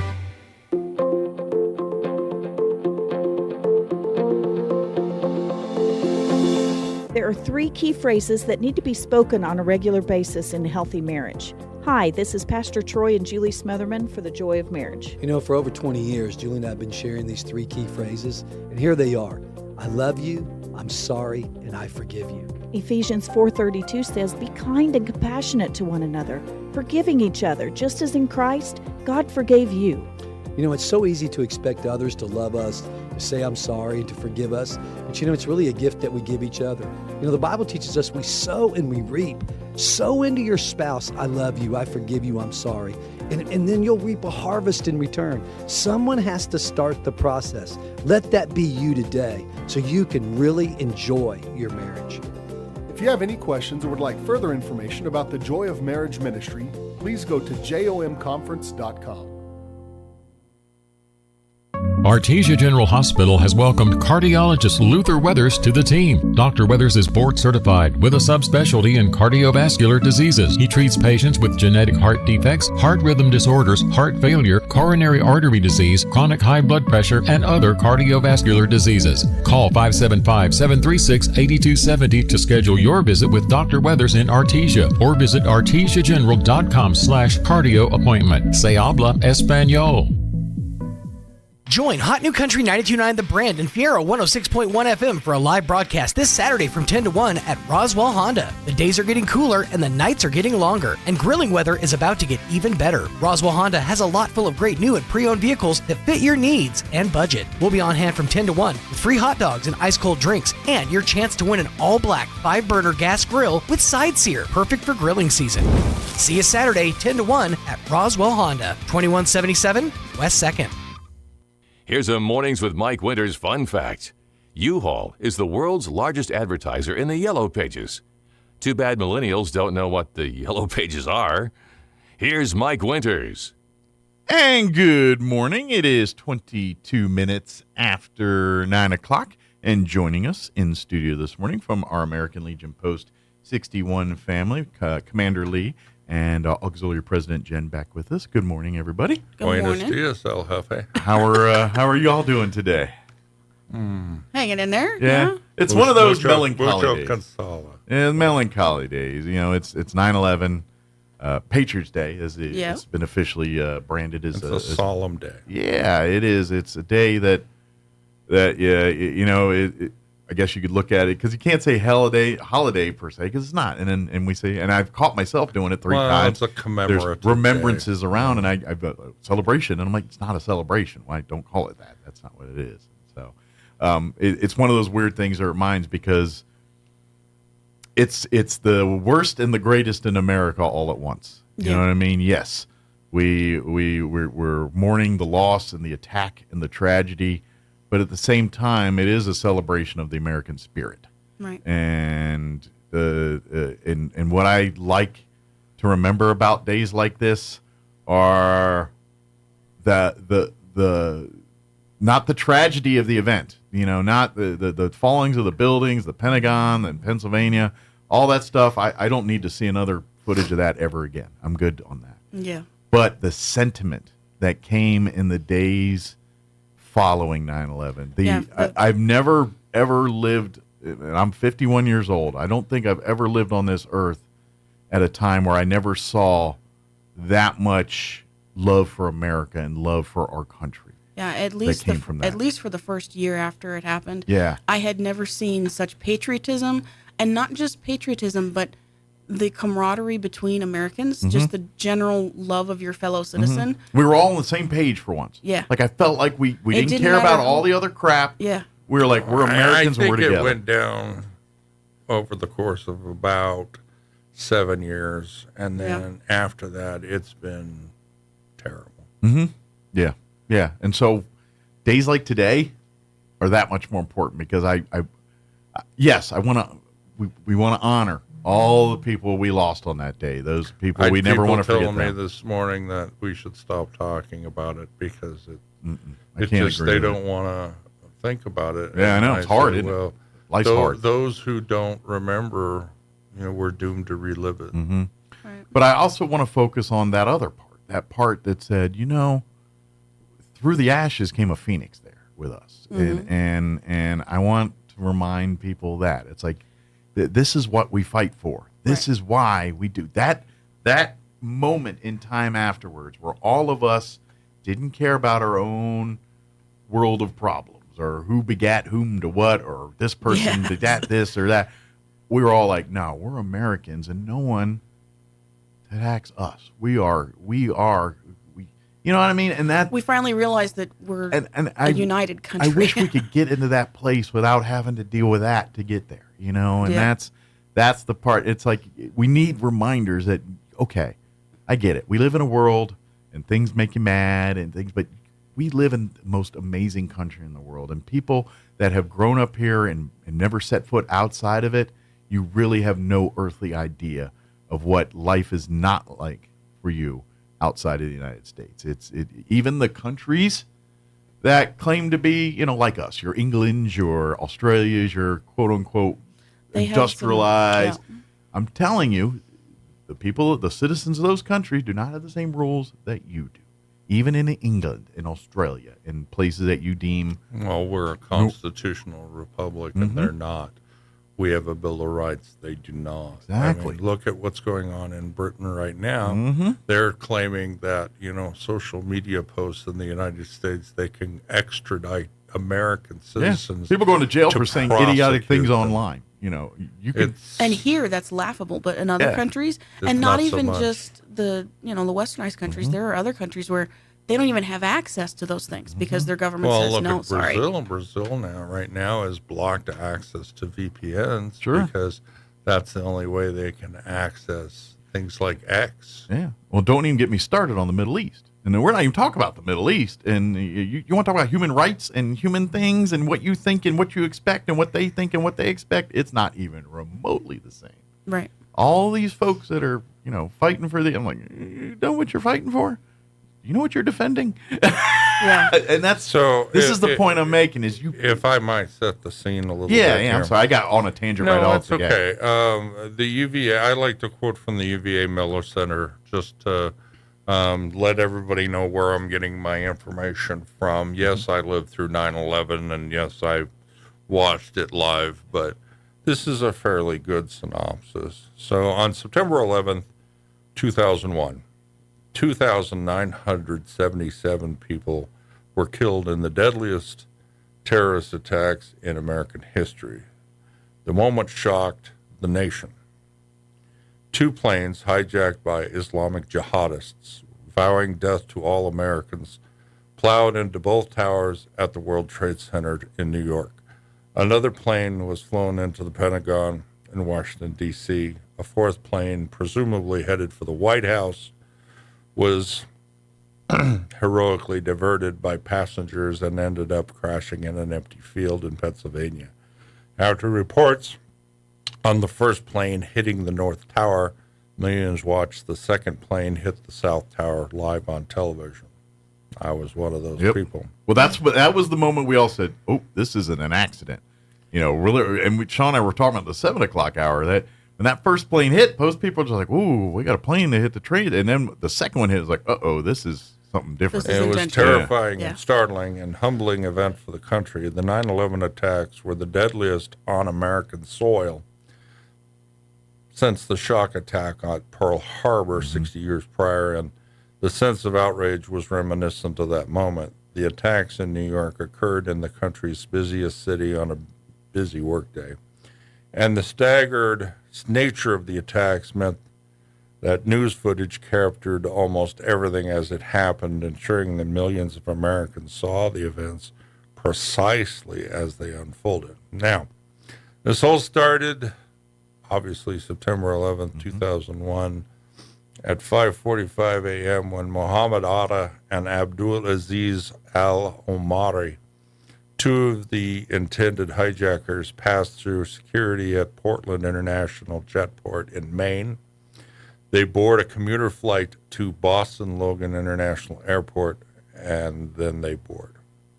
At 7:59 a.m., Flight 11 took off from Boston, presumably headed for L.A., but there were 76 passengers, 11 crew members, and 5 hijackers on board.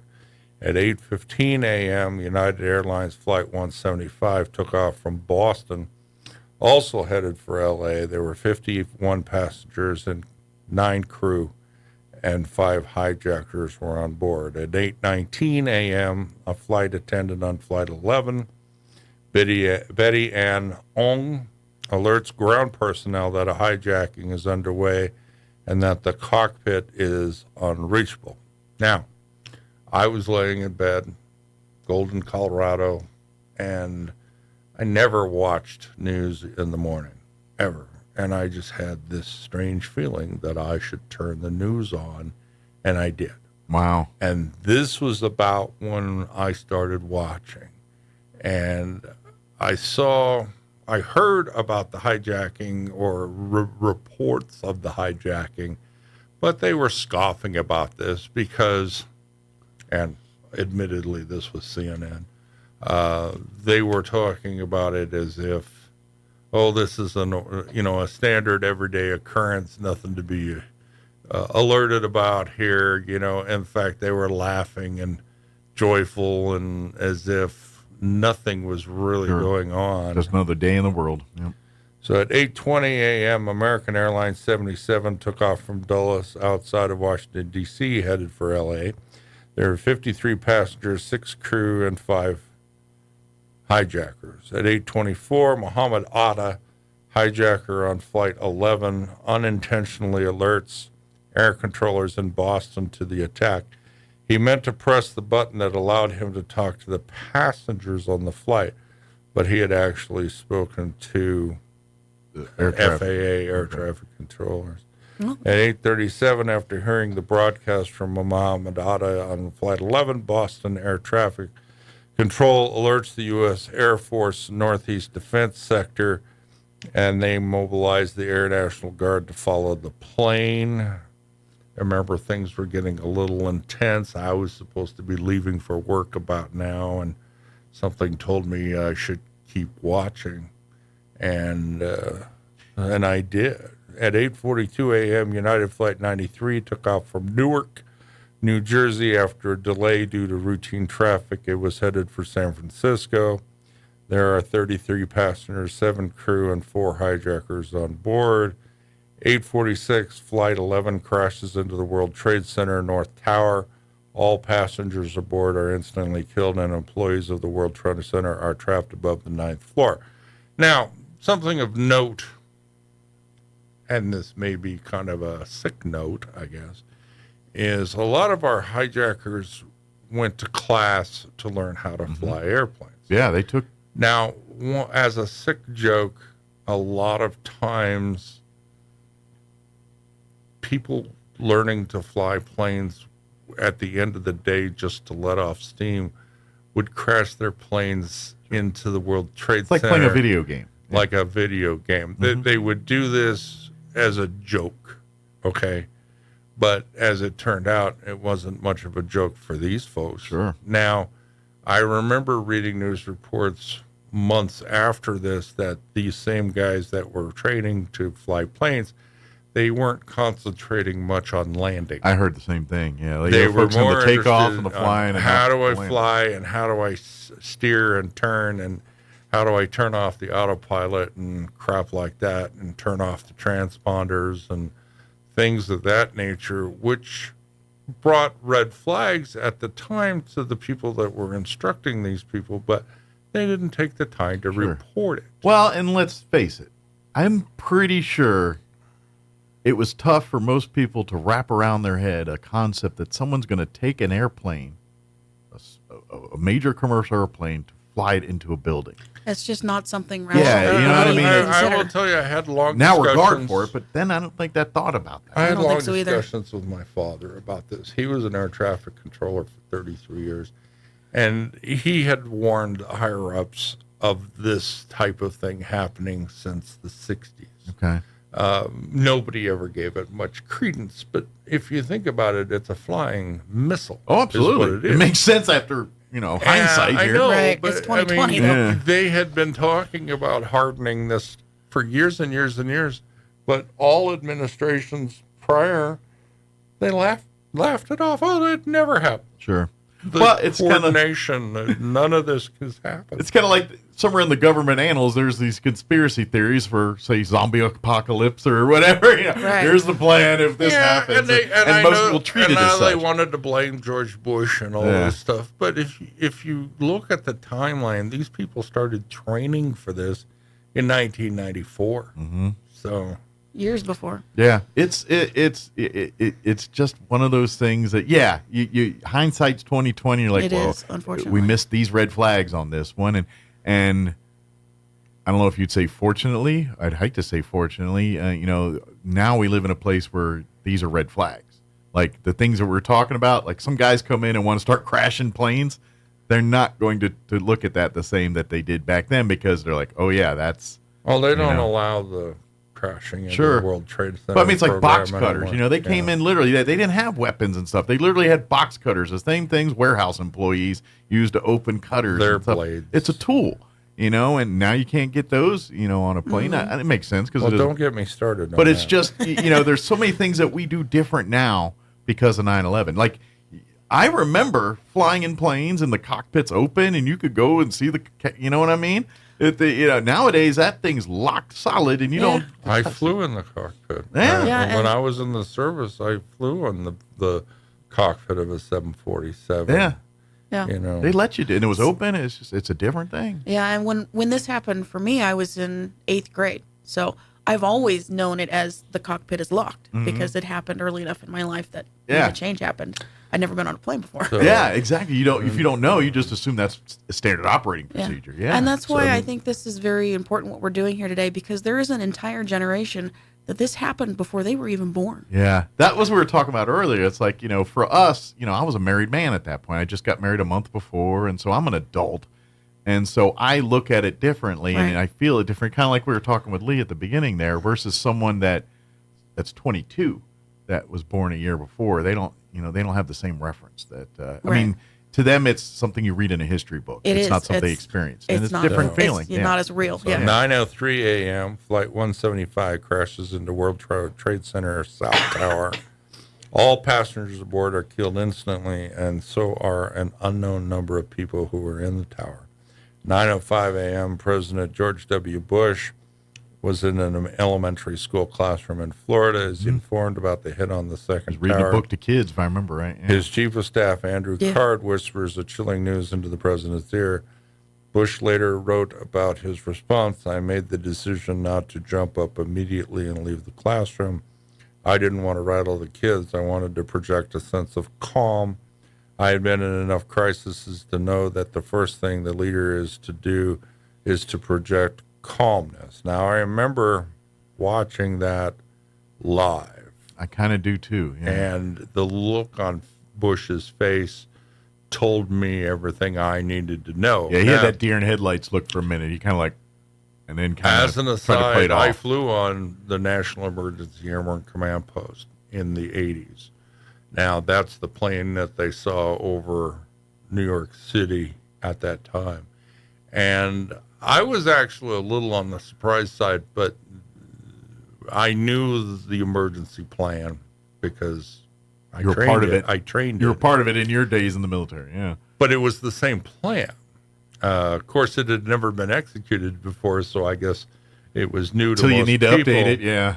But the minute I saw the look on his face, I had this sinking feeling that we're under attack. And I remember calling my father being, of course, I said, is an air traffic controller. And I told him to turn the TV on because America was under attack. Now, this had not been said yet. It was on TV. They're still trying to figure it out. They just, accidentally this plane flew into the World Trade Center. Yeah. But I just instinctively knew that there was more going on here. And then as we go along here, in 8:28 a.m., hijackers attack Flight 93. 9:37, Flight 77 crashes into the Pentagon. All passengers aboard are instantly killed, and so are 125 civilian and military personnel in the building. Now, since I've seen all these stories about it being a missile and crap like that, but if you actually slow the video down, you can see it's a plane. Yep, absolutely. But it doesn't fit into their narrative, so they just keep complaining. Well, and the way it could have done a lot more damage if the Pentagon was designed differently than the way the Pentagon's designed. Well, it got in three Could be why they layers. designed it. Yeah, but it didn't get through all five. That's the thing. True. It could have done worse. But that building. Well, and designed most a little people different. don't know, but there are subterranean stuff too that that's the a fire whole- was raging through, and they don't talk about that. Yeah, there's a whole underground world of the Pentagon. There's a whole tunnel system. 9:45 a.m. U.S. airspace is shut down under Operation Yellow Ribbon. All civilian aircraft are ordered to land at the nearest airport. This is, to put this in perspective, this is never, prior to this, it has never been done, and it's been done 3 times since. But it was never intended to be real. When they ordered this, it was completely unprecedented. In fact, there was a lot of pushback from the airlines. Nobody wanted to comply with the order. It actually had to be enforced by the Air Force. So 9:55 a.m., Air Force One with President George W. Bush takes off from Florida. They were heading to Barksdale. 9:57 a.m., passengers aboard Flight 93 begin to run up towards the cockpit. Girard, the pilot, begins to roll the plane back and forth in an attempt to destabilize the revolt. It doesn't take much. I will tell you, in a large jumbo jet, just slight is enough. Yeah. I have been through enough air emergencies in my time in the service to know that just slight changes is enough to kill people. Sure. In fact, there were 2 people on one of our flights, which I believe they probably died. We never heard from them again. Oh, wow. So I don't know. Shoot, I've been on a C-130 with just turbulence, and that's rough enough. 9:59 a.m., the South Tower of the World Trade Center collapses. There's been a lot of speculation about this, but these buildings are designed this way. You have to understand when you build, large buildings like this in the middle of a city center, they have to be designed with the idea that what if it comes down? Sure. You don't want it toppling. You don't want it taking out half the buildings in the you want it to go radius of it. Straight down. And that's what it did. That's what happened. And I've seen a lot of speculation on this, but there was a really good video about 10 years ago that came out by an engineer that explained exactly what happened. The superheating and how the structure was designed and stuff. No, Sure. It was not set up to I don't fail. Yeah, It's all you can get on Twitter, you can believe any of that stuff, but I don't. 10:02 a.m. Flight 93 plows into an empty field in Shanksville, Pennsylvania. Although its ultimate target is unknown, is likely heading for the White House or the U.S. Capitol. That's now, what most speculated, yeah.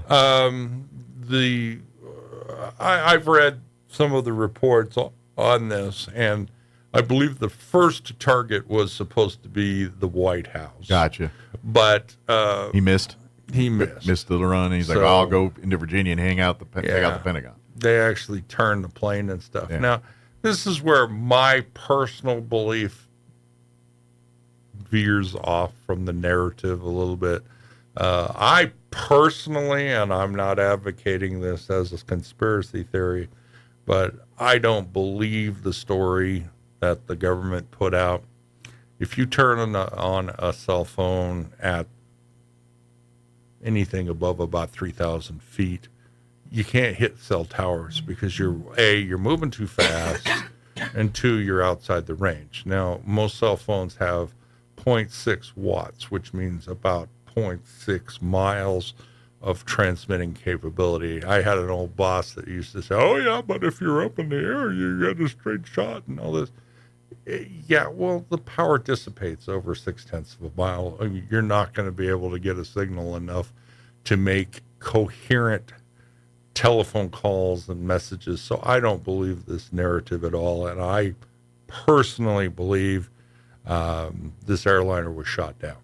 And this is why, in my opinion, the reason why the NTSB did not investigate this crash, which is the standard alphabet agency that investigates all airplane crashes. This was investigated by FEMA. So just putting that out there. Well, and to be honest, I'm surprised it wasn't shot. I mean, because you hear stories of F-16 pilots that were basically on the wings of these things, waiting for the order to take it out. So it doesn't surprise me that maybe that's exactly what happened in that Pennsylvania flight. I could possibly entertain that. Absolutely. Yeah. I'm not pushing it as a conspiracy theory. I'm just saying this is what I believe. Well, I'm trying to think, did they have, I'm trying to think of the technology at the time. Did they have the phones on the back of the chair at that time, or is that predate that? I don't remember. I remember airphones being on the plane. I can't remember because airphone, I would believe, because the airphone has much higher power. I'm trying to think they had those. They have 25 watts on planes. Yeah, so you get 25 miles transmit. I'm just trying to think if those were available in they would have been, but they Oh. reported it as cell phones. Okay. Gotcha.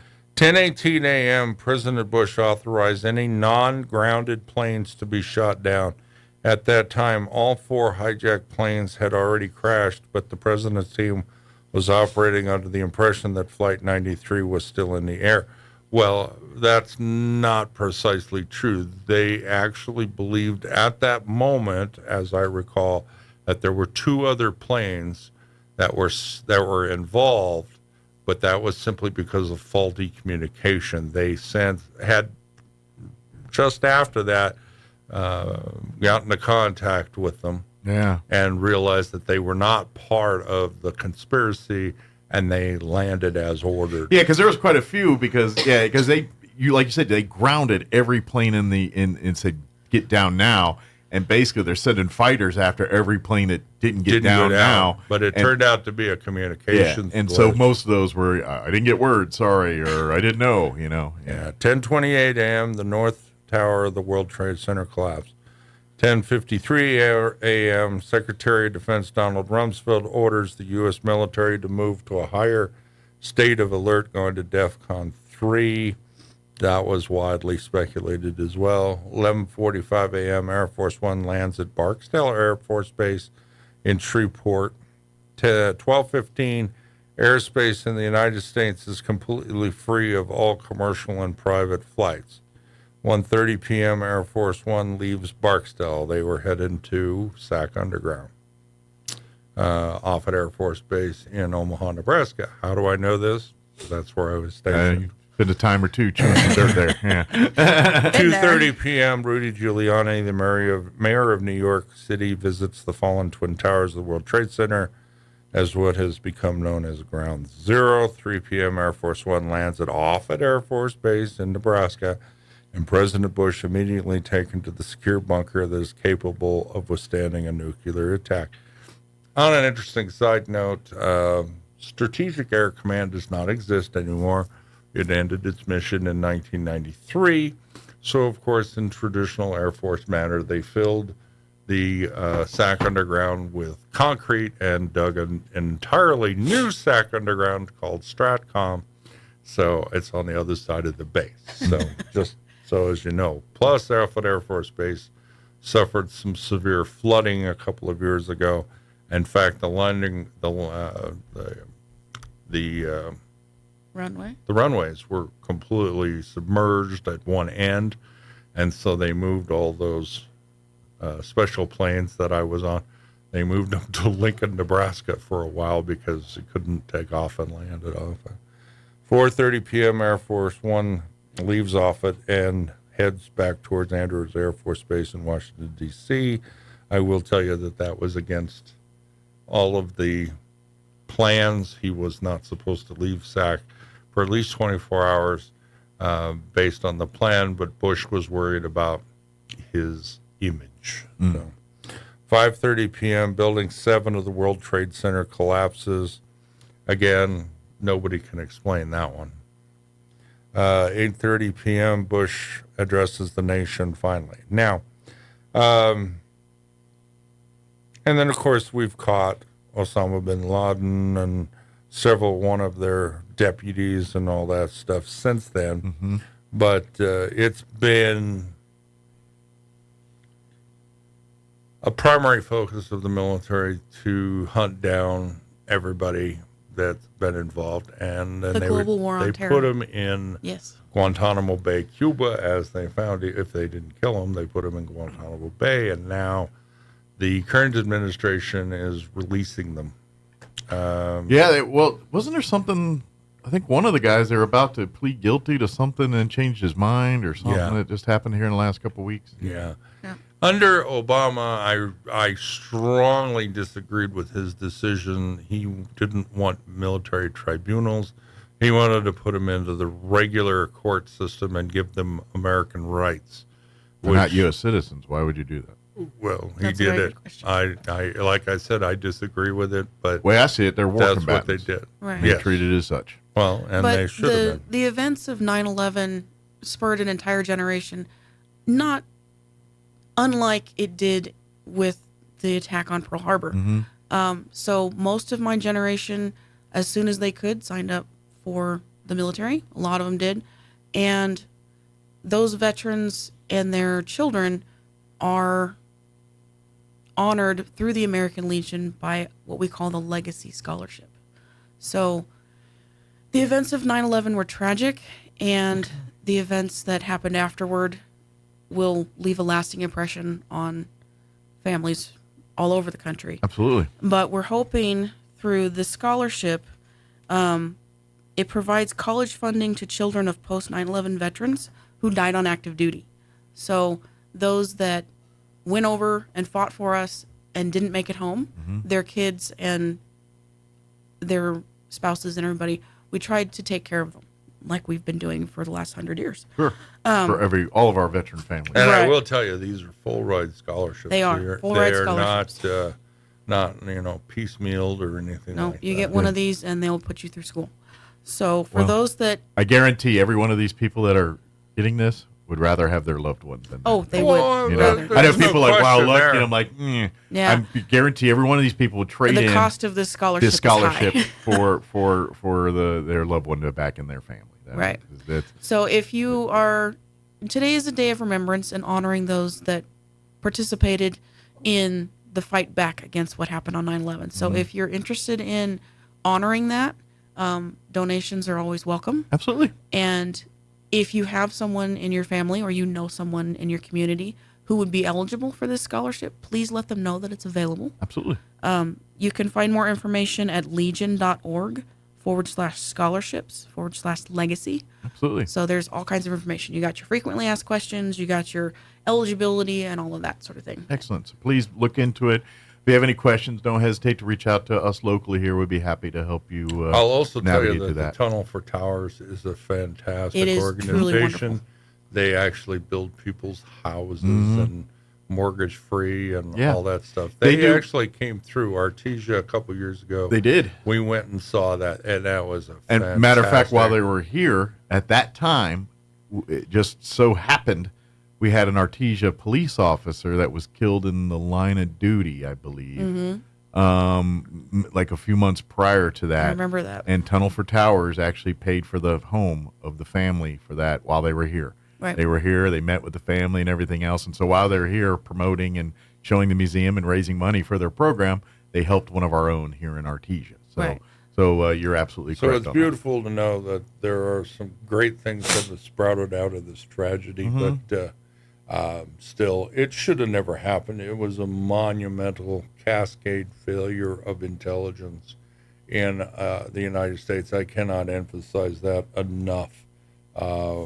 If someone was paying attention, it would have never happened. We had become so complacent. Of course, people say the same thing about Pearl Harbor, too. Well, we do have that one, too. And they may not have been wrong. Yeah.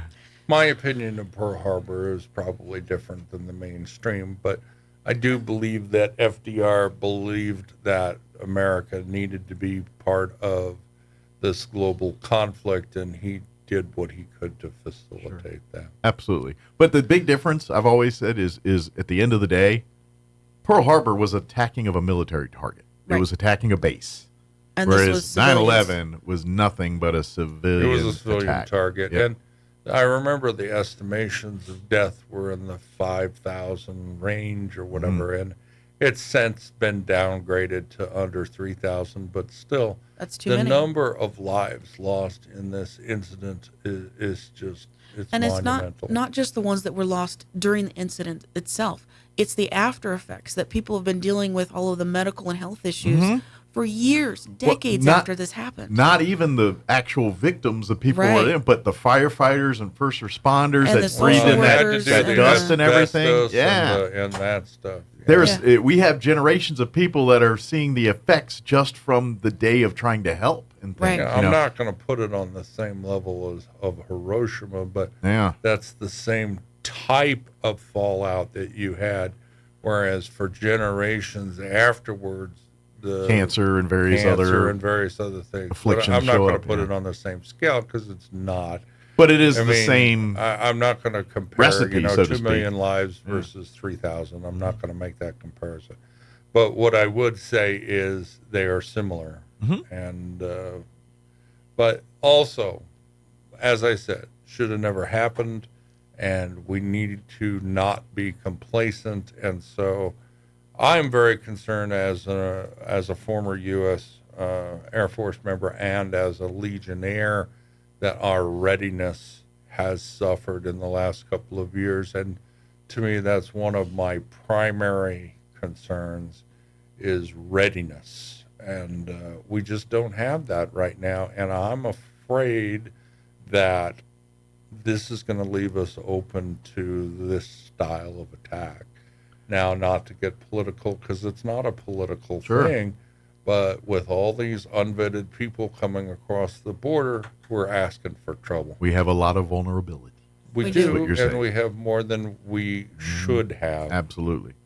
And unfortunately, those that have ill will, they take advantage of the vulnerability, knowing, you know what I mean? They prey upon that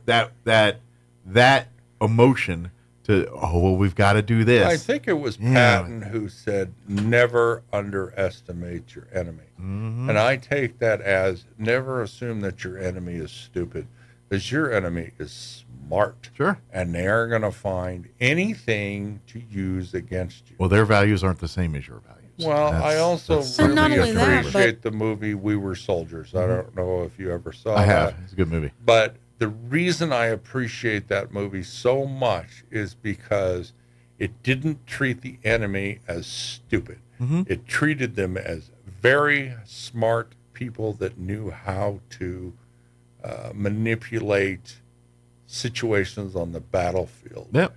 And that general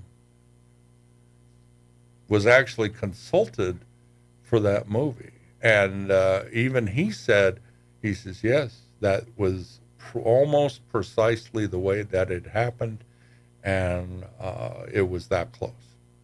So. Yeah, I believe it. Makes sense. Like, we're about out of time here. So, well, that's what happens when you have a good topic. That's right. You get it right up to the wire. And, at least we're not. Got thoughts. At least we're not at the same situation we were last week, where we forgot we were in the 8 o'clock hour. That's right. You had a whole nother hour to go. So. That's right. But I invite you to visit our website, roswelllegion.org, if you want more information about anything we do. If you'd like to donate, if you'd like to apply for scholarships, we've got all that right there on our website. I want to quick tell everybody, one, we're going to be at Farmers Market I was this about weekend. to go there next. 2, Eastern New Mexico State Fair. We've got a drawing going on for a 1911 A1 and a Lavender 38.